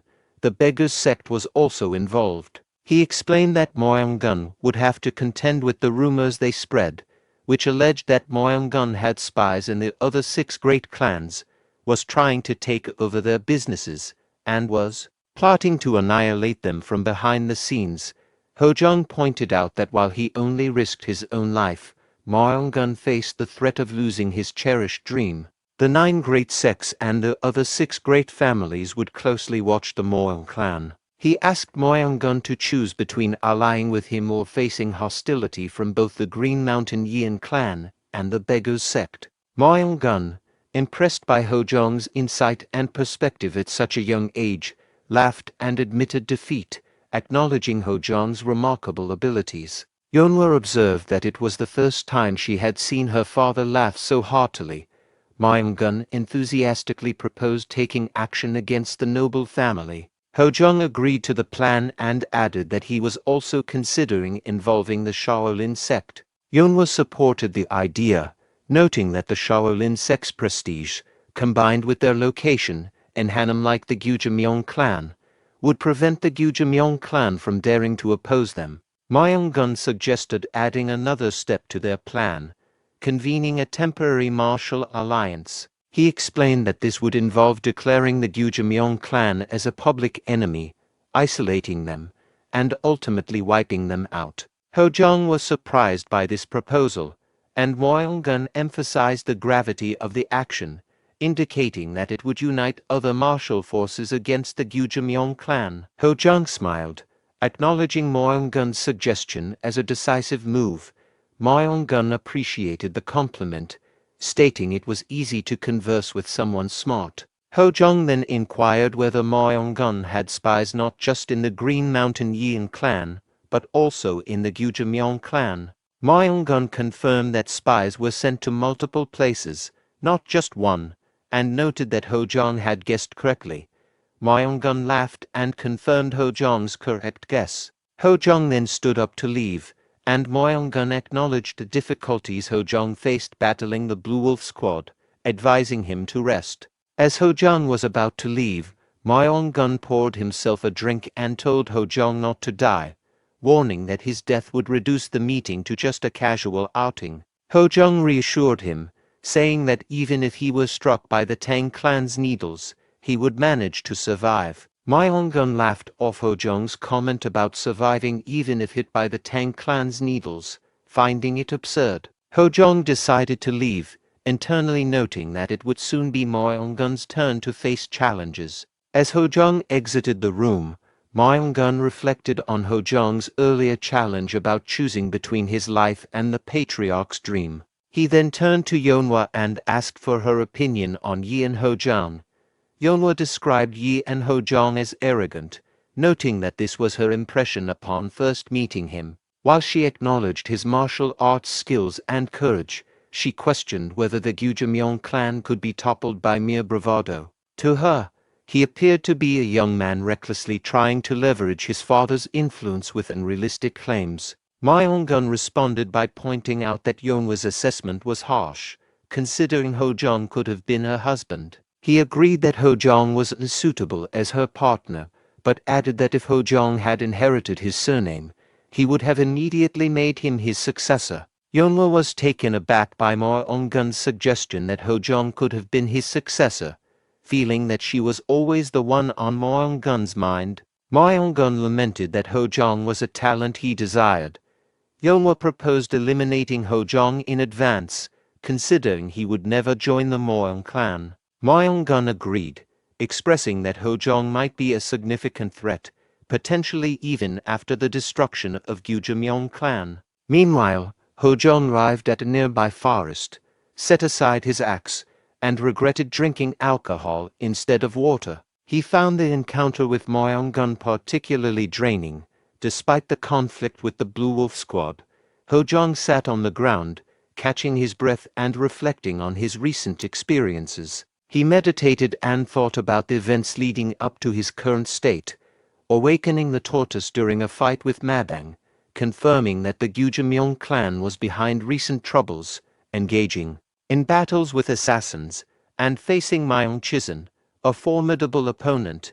He acknowledged that Myeong Chizun's challenge was instrumental in awakening the White Tiger. Despite feeling that the end of the disaster was near, he admitted to being exhausted. At that moment, Doiksang approached and teased Hojeong, questioning how someone so tired managed to climb up to his current location and playfully asking if Hojeong missed him. Hojeong sighed and stood up, questioning Doiksang about his presence, wondering if he had missed the assassins or something. Doiksang, taken aback by the remark, defended himself by saying he hadn't made any mistakes. Hojeong clarified he was joking and inquired about the reason for Doiksang's visit. Doiksang, inspecting Hojeong's injuries, noted that he appeared quite hurt and pointed out that the patriarch had instructed him to lead the Blue Operations Squad to Hojeong, given that young Master Yeon might be struggling alone. Seeing the Blue Operations Squad, Hojeong was surprised, realizing that his father had arranged for their assistance. The Blue Operations Squad, under Shinmo's command, lined up and greeted Hojeong. Hojeong addressed Shinmo, acknowledging the squad's effort in arriving and warned them of the tough times ahead, advising them to be prepared. Shinmo responded that it was nothing and affirmed their readiness to follow Hojeong's orders.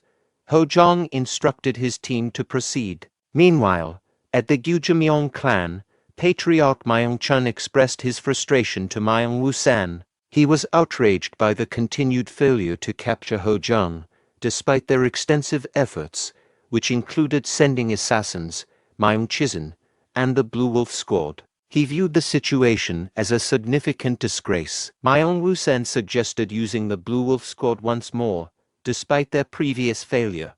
Myeong-chun reacted angrily, questioning how they could use the squad when they were all dead. Myeong-woo-sen explained that they could use the corpses of the Blue Wolf Squad members, who had been killed by Hojeong and were still lying in the streets disguised as innocent civilians. This plan aimed to make Hojeong appear as a ruthless enemy who had massacred innocents, thus discrediting him as he moved towards Hanam. Myeong-chun understood the strategy and acknowledged it. Myeong-woo-sen detailed his plan to exacerbate the situation by linking and resolved major crimes in Gyeongsu Province, Hojeong's hometown, to him through false rumors. He anticipated that such actions would provoke public outrage and draw the ire of Shaolin, turning the entire orthodox martial arts world against Hojeong. Myeong-chun, pleased with Woo-san's strategy, praised his approach and acknowledged it as worthy of a proper commander. Woo-sen accepted the praise and apologized for past shortcomings. Myeong-chun then instructed Woo-sen to proceed with this plan and to ensure that capable individuals are sent to capture Hojeong, specifically requesting the three half-brothers of Myeong Chizun for the task. Myeong-woo-sen was surprised by the request to use Myeong Chizun's three half-brothers, noting they were originally intended as vanguards for attacking the Yeon Clan. Myeong-chun pointed out that Hojeong is indeed from the Yeon Clan, implying that these three brothers should be effective against him. Myeong-woo-sen agreed to send them immediately. Myeong-chun added that even if they faced the patriarch of the Green Mountain Yeon Clan instead of Yeon Hojeong, the three brothers would be formidable due to their mastery of their ancestors' secret techniques. In town, Lee Cheol-kyung, a disciple of Shaolin, was investigating the scene of 11 dead bodies. He wondered if Yeon Hojeong, the eldest son of the Green Mountain Yeon Clan, was responsible for these deaths.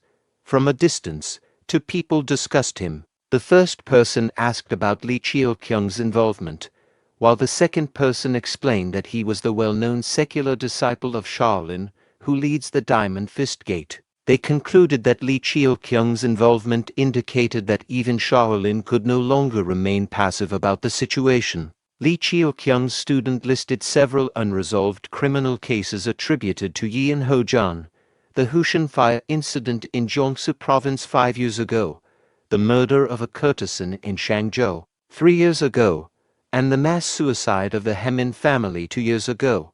The student noted that Yeon Hojeong has a significant criminal record. Lee Cheol-kyung found it peculiar that such a young man, not yet in his 20s, could be linked to so many crimes. The student agreed, highlighting the unusual nature of these cases all remaining unresolved.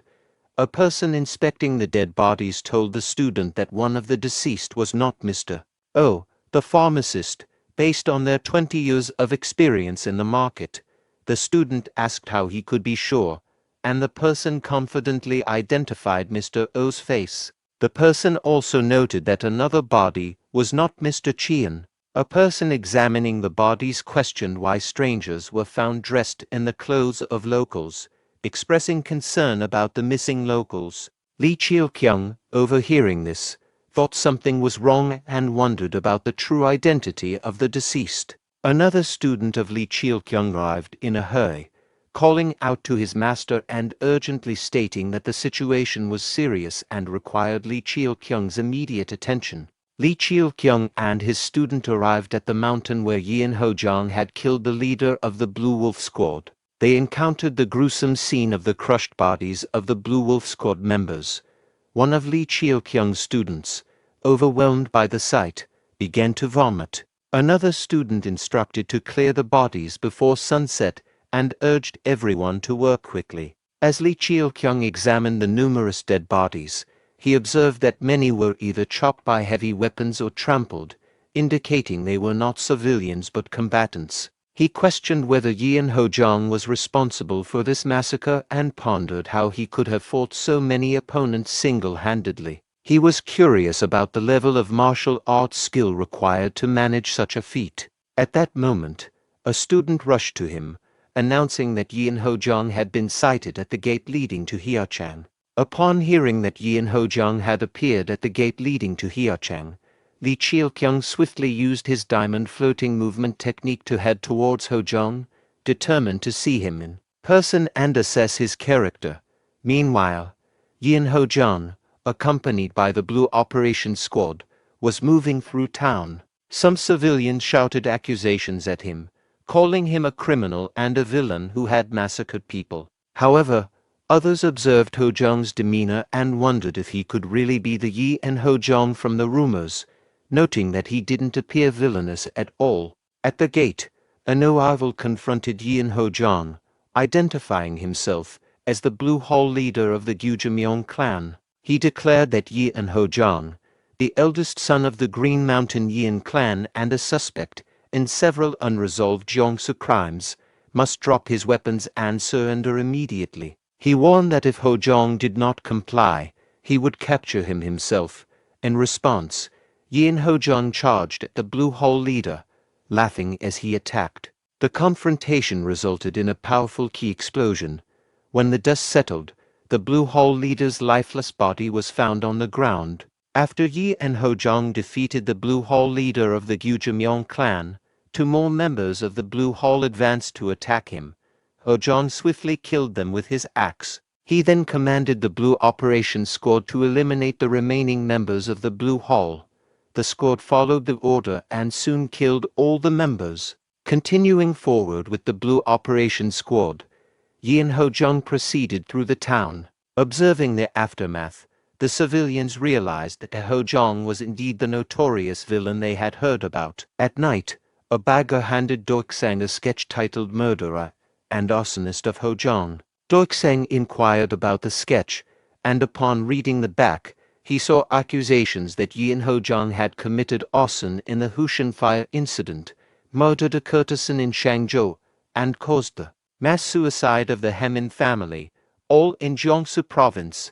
Doiksang questioned who could fabricate such serious accusations. The bagger explained that these claims were widely circulated and discussed among the people of Hanam. Hearing the accusations, Yeon Hojeong smiled and remarked that such claims were designed to create justification for sending troops against him. By portraying him as a villain and scum of the world, his enemies could act without hesitation, evade scrutiny from the martial arts community, and apply pressure on him.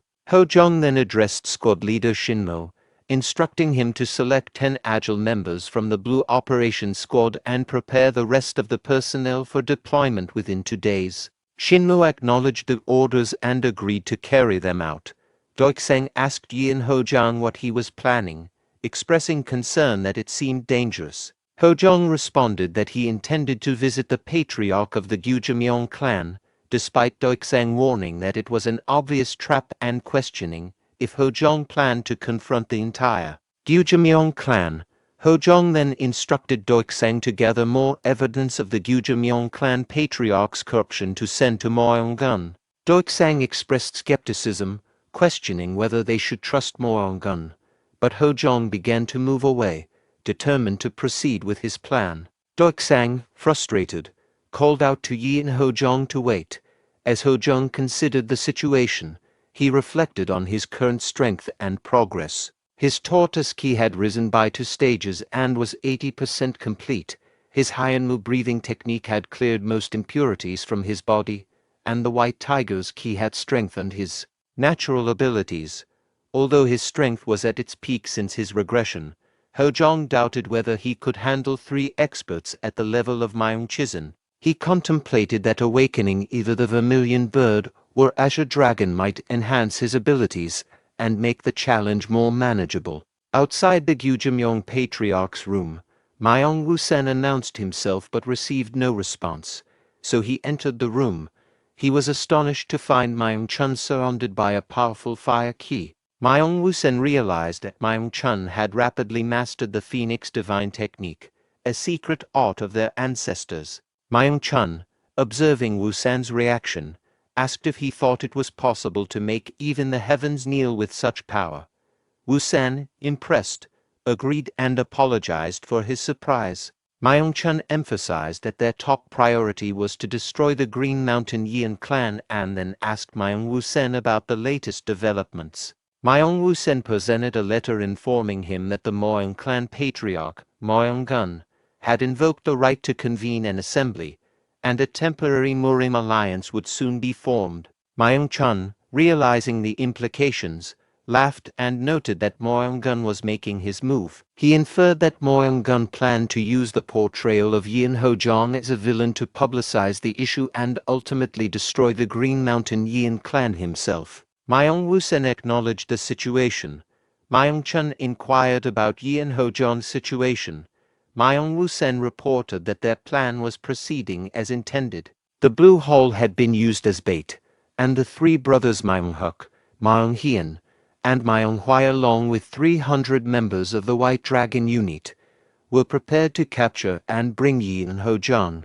Shinmo, observing the formidable masters, remarked to Yeon Hojeong that there were 3 powerful adversaries ahead.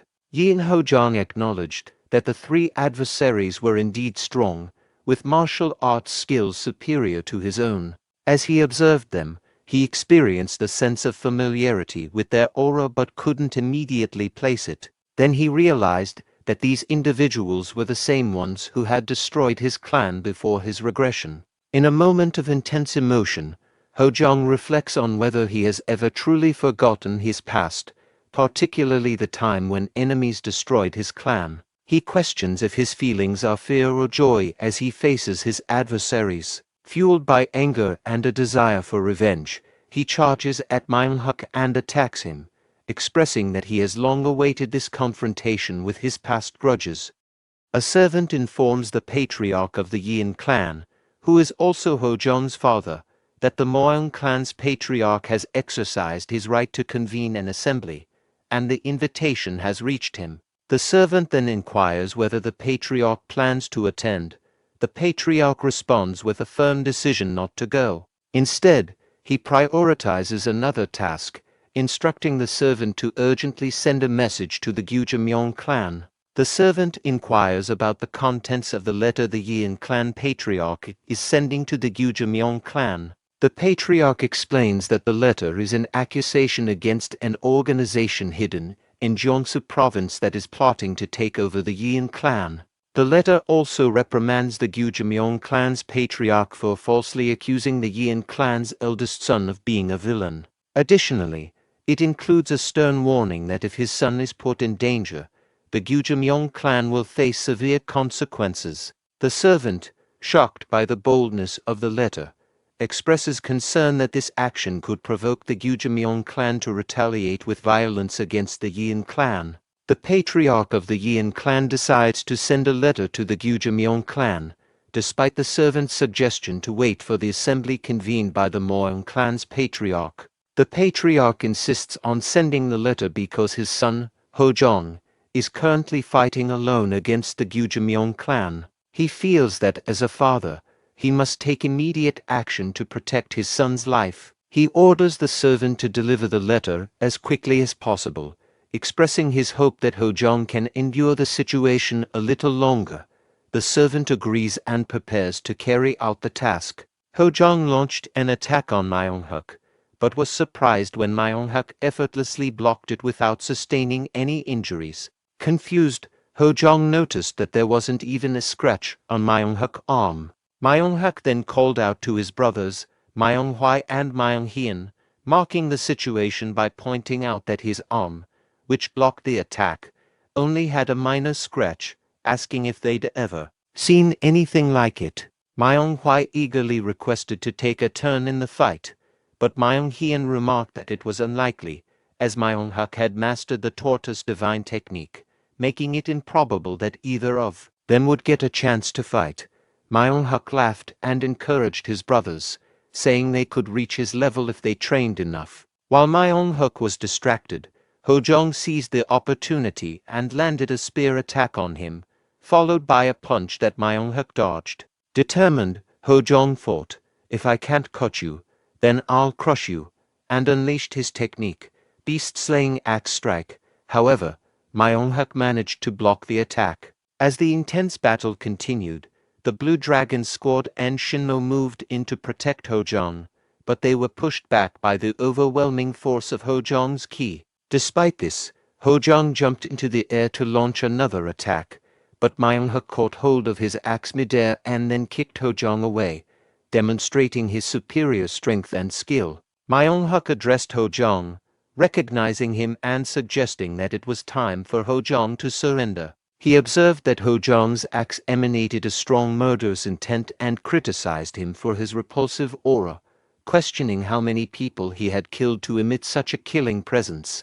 Myonghak accused Hojeong of hypocrisy, calling him a butcher who pretends to value chivalry and righteousness while committing cowardly acts and indiscriminate murder.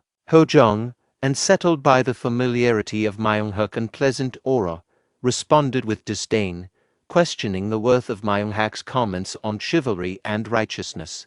Myonghak mocked Myongchizun for his weakness, blaming him for being killed by a mere brat. As Hojeong launched another attack, Myonghak's brother, Myonghwa, called out, causing Myonghak to notice and easily deflect the attack, pushing Hojeong back. Myonghak then sarcastically reproached Hojeong for not giving him time to mourn his fallen kin. In response, Hojeong dismissed Myonghak's complaints, declaring his intention to behead him and honor his clan with the act. Lee Cheol-kyung arrived at the gate leading to Hyeochang and observed the dead bodies, recognizing them as members of the Blue Hall from the Yeon clan. He deduced that Hojeong must have gone in that direction, which leads straight to the Yeon clan. Cheol-kyung began to follow Hojeong using his movement technique, contemplating the possibility that Hojeong might be planning to wage war against the Yeon clan and wondering about the reasons behind such a decision. While Lee Cheol-kyung was pondering about Hojeong's intentions, he was approached by Doiksang, who greeted him and identified himself as being from the Beggars sect. Cheol-kyung was surprised that Doiksang had managed to catch up with him so easily, despite using his diamond floating movement technique. Later, as they sat together at a table, Doiksang inquired about Cheol-kyung's plans, noting that he seemed to be pursuing Hojeong. Lee Cheol-kyung explained that he needed to arrest Hojeong, as he was causing chaos in Hanam, and Shaolin could no longer tolerate further violence. Doiksang responded affirmatively, but then asked if Cheol-kyung was aware of the situation in Hanam, specifically what was happening right beneath Shaolin's own influence. Doiksang's remark surprised Lee Cheol-kyung, prompting him to question why Hojeong was causing such destruction in Hanam.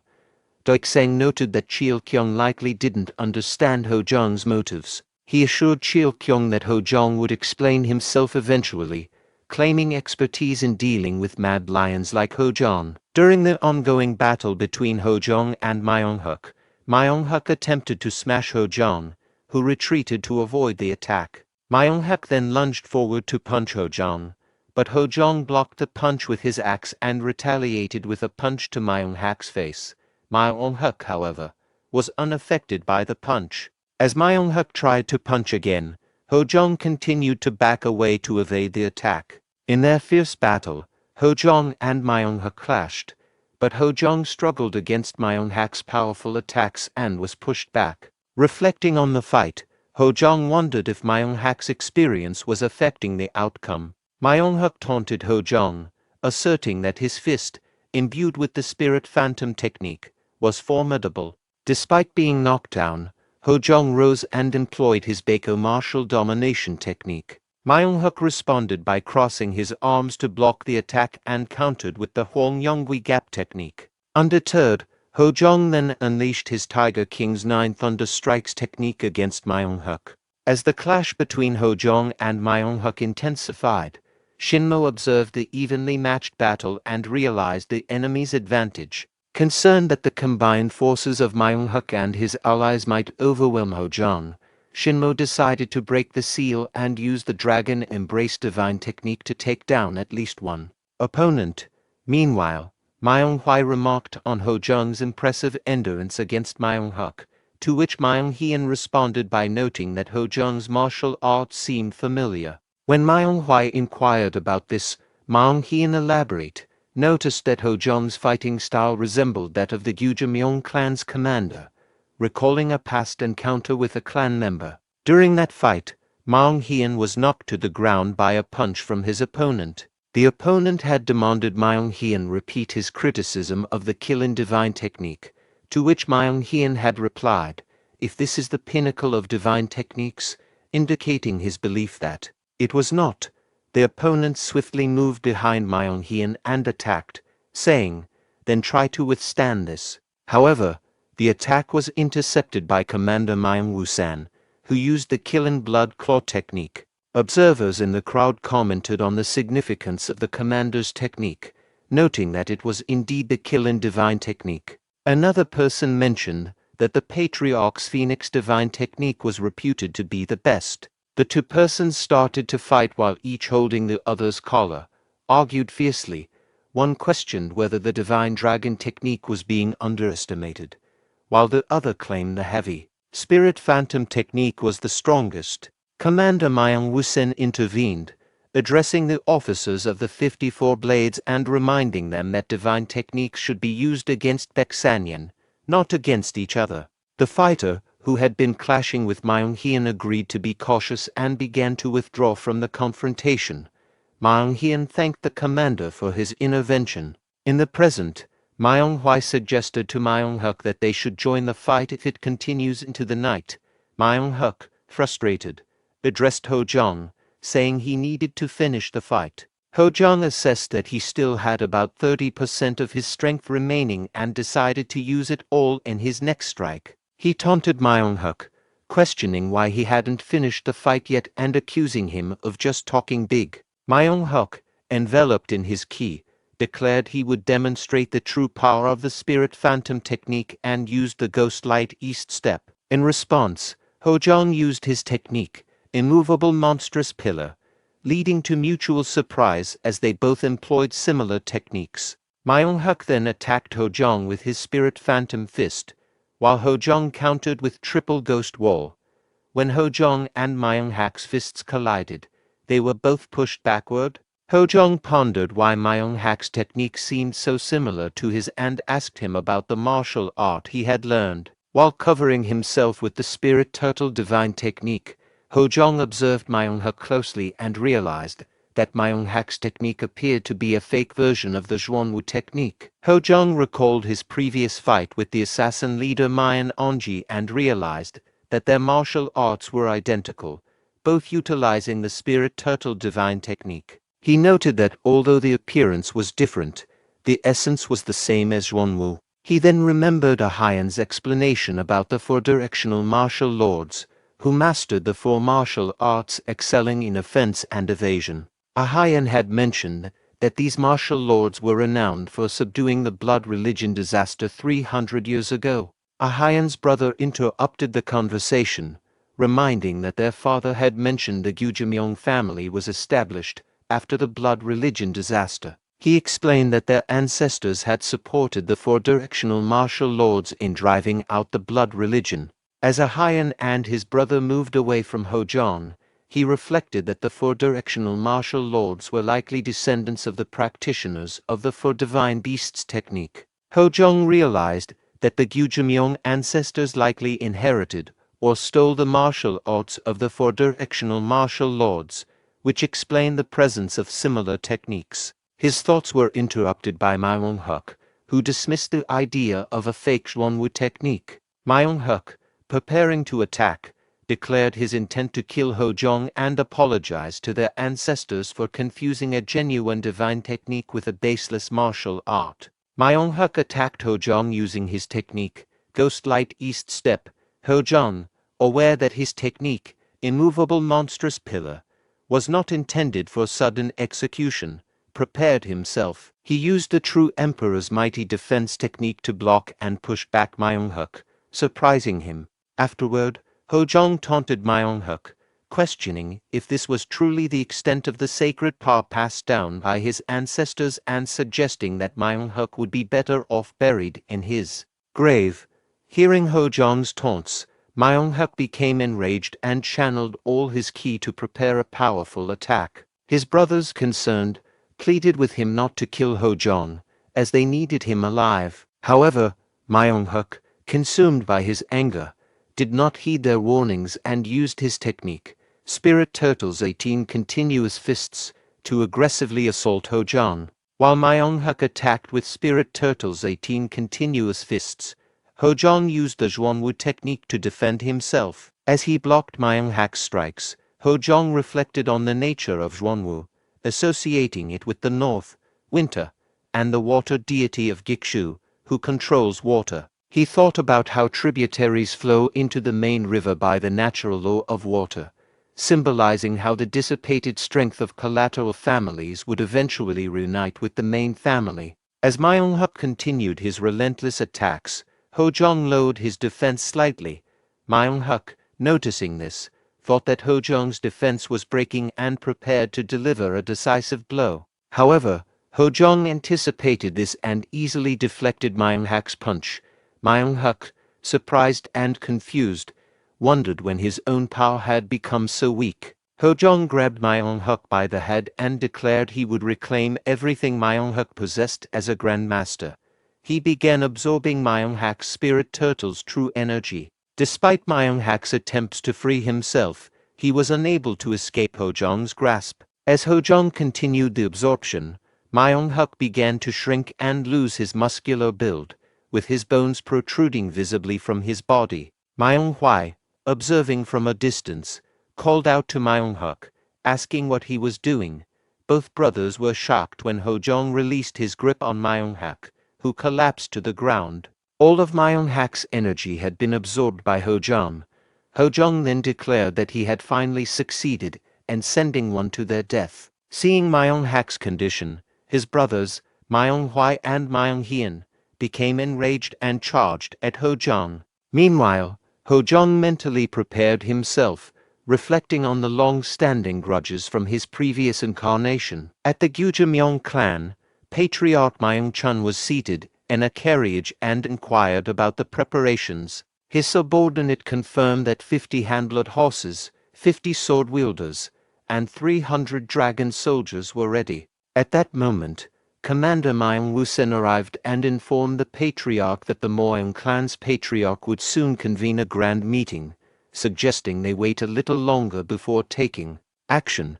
Patriarch Myung-chun dismissed Commander Myung-woo-sen's suggestion to wait, referencing a letter of admonition from the Yeon Patriarch. Myung-chun declared that the Yeon Clan would soon be regarded as a public enemy in the martial arts world, making them deserving of punishment.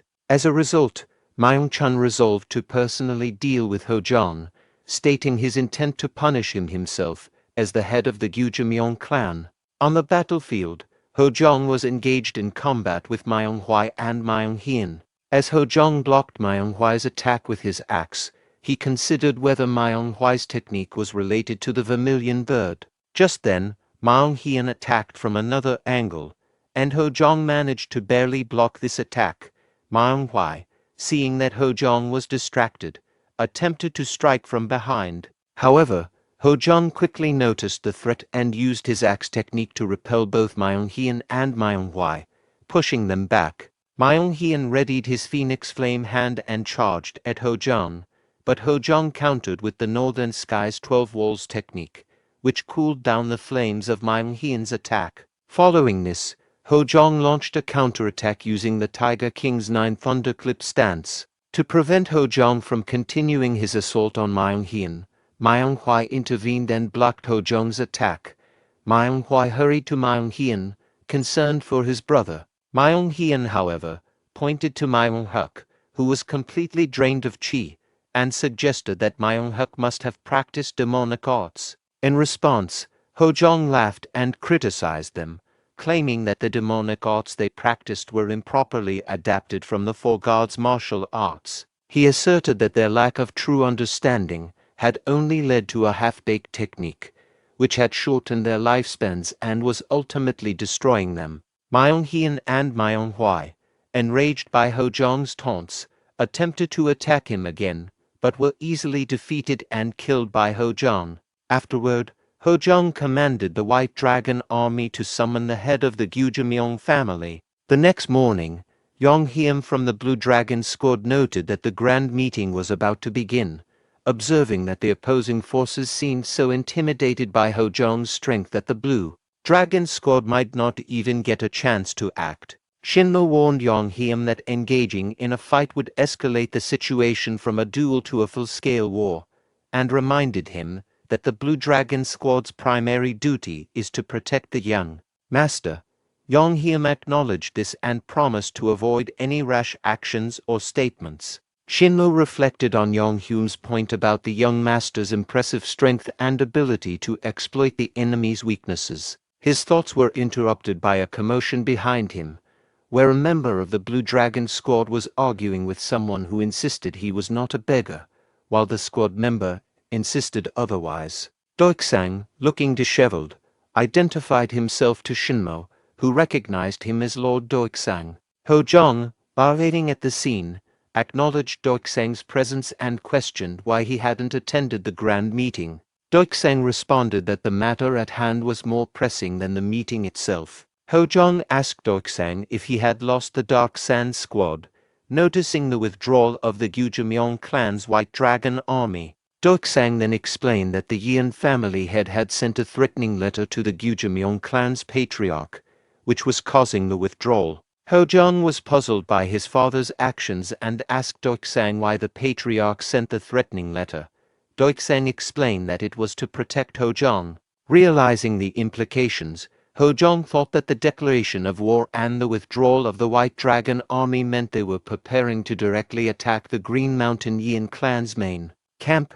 He decided they needed to move quickly. Flustered by the situation and determined to protect his father, Hojeong quickly mounted a horse and set off to follow Yeon Chun, the patriarch of the Yeon clan, intending to safeguard his family from the impending threat. In the grand meeting room, Yeon addressed the leaders of various factions, expressing gratitude for their attendance despite the sudden summons. He emphasized the urgency of the situation and proposed a significant decision, declaring one particular clan as the public enemy of the martial arts world. This surprising and bold proposal stunned all the assembled members. The Namgung Patriarch Namgung privately wondered if the proposed public enemy could be the 9 provinces Yeon Clan or the Green Yeon Mountain Clan, questioning Yeon's motives. Meanwhile, Abbot Gonggong Desa, representing Shaolin, responded with a solemn Amitabha, acknowledging the gravity of Yeon's proposal. He explained that declaring someone a public enemy meant total exclusion and banishment from the martial arts world, equivalent to the destruction of that person or force. Myeong-gun confirmed his awareness of the seriousness of the declaration. The Wudang clan patriarch, Sungyeon Jinin, asked which clan might have committed a crime serious enough to warrant being labeled a public enemy. Nam Gongin pointed out that there had been recent disturbances in Hunan. Peng Magung, the Hebei Peng patriarch, inquired if this referred to the Hunan where Shaolin and the Yeon clan are located. Nam Gongin revealed that the trouble was being caused by the great young master of the Green Mountain Yeon Clan. He further mentioned rumors linking this figure to numerous crimes in Jeonsu province. Myeong-gun inquired if the great young master of the Green Mountain Yeon Clan was the public enemy in question. Nam-gun replied that it wasn't certain, but suggested that where there's smoke, there's fire, alluding to the fact that the situation seemed suspicious. He added a proverb about the difficulty of understanding people's true intentions. Jegal Patriarch Jegal Munho dismissed the rumors as unfounded. Nam Gungin expressed curiosity about Jegal Munho's reasoning for considering the rumors baseless. Jegal Munho argued that the allegations against the great young master of the Yeon clan were suspicious because they were all unsolved cases, yet suddenly all the suspects were being pointed to him. He found it odd that after years of unresolved crimes, the blame fell on one individual. Munho noted that the great young master had once saved his daughter from black path martial artists, which he felt contradicted the idea that the young master could be a criminal. He concluded that these were likely false rumors aimed at damaging the young master's reputation. Nam Gungin remarked that the truth behind the rumors was still uncertain and suggested that Jegal Munho should be cautious about his daughter, implying that rumors of her associating with a potentially criminal figure could impact her marriage prospects. Jegal Munho responded by stating that his daughter was adept at judging character. Nam Gungin privately thought that Munho's response was merely a diplomatic answer to address the situation. Myeong-gun revealed that the target he proposed to declare a public enemy was not an individual but a large organization, the 9 provinces Gyujimyeong family. He outlined their severe crimes, including making numerous commoners vanish from marketplaces, secretly commanding the assassin group Cheong Rangwi, burying 800 workers without a trace, and threatening the entire White Path martial arts world with destruction. As the Gyujimyeong patriarch and his forces advanced towards the Green Mountain Yeon clan, Myeong-chun meditated in his carriage. After his meditation, he reflected on his accomplishments. Each of the Death Swords had mastered one of the 4 great divine skills: Spirit Turtle, Kilin, Responding Dragon, and Phoenix Divine skills. He noted that he was stronger alone than all the Death Swords combined. Myeong-chun contemplated whether there could be a stage beyond mastery and observed that the Phoenix Divine skills chi was continuously evolving. Confident in his power, he envisioned defeating the Yeon clan, then the Jegal clan, the Peng clan, and ultimately overpowering the 9 sects, 1 clan, and the 6 great families. This led him to laugh triumphantly. The scene shifted to Hojeong, who was tracking Gyujimyeong patriarch and his forces. Doiksang reported that the Gyujimyeong patriarch had left through the south gate the previous day, with beggars witnessing him departing with his troops. Hojeong deduced that the Gyujimyeong patriarch was heading to confront his father directly, aiming to eliminate them before their wrongdoings were revealed to the Martial Arts Alliance. Doiksang responded with disdain, calling them petty bastards. Hojeong reflected on the Gyujimyeong patriarch's intentions, recognizing the use of the fake for deities martial art and contemplating the urgency of the situation. He wondered if they could make up for the day's head start that the Gyujimyeong forces had. Hojeong then instructed Doiksang to follow with the Changnan unit, while he would proceed ahead to attempt to delay the Gyujimyeong patriarch. Doiksang, shocked by Hojeong's plan to confront the Gyujimyeong patriarch alone, protested loudly, questioning his sanity. Despite Doiksang's attempts to stop him, Hojeong ignored the warnings and urged his horse to go faster. When the horse grew tired and slowed, Hojeong dismounted and used his foot movement skills to continue rapidly on foot, thinking urgently about reaching Myeong-chun as quickly as possible. This video contains all the chapters that have been released up to the present day, so remember to like and subscribe to the channel for future update. Leave comments to share your experience. Looking forward to seeing you in the next video.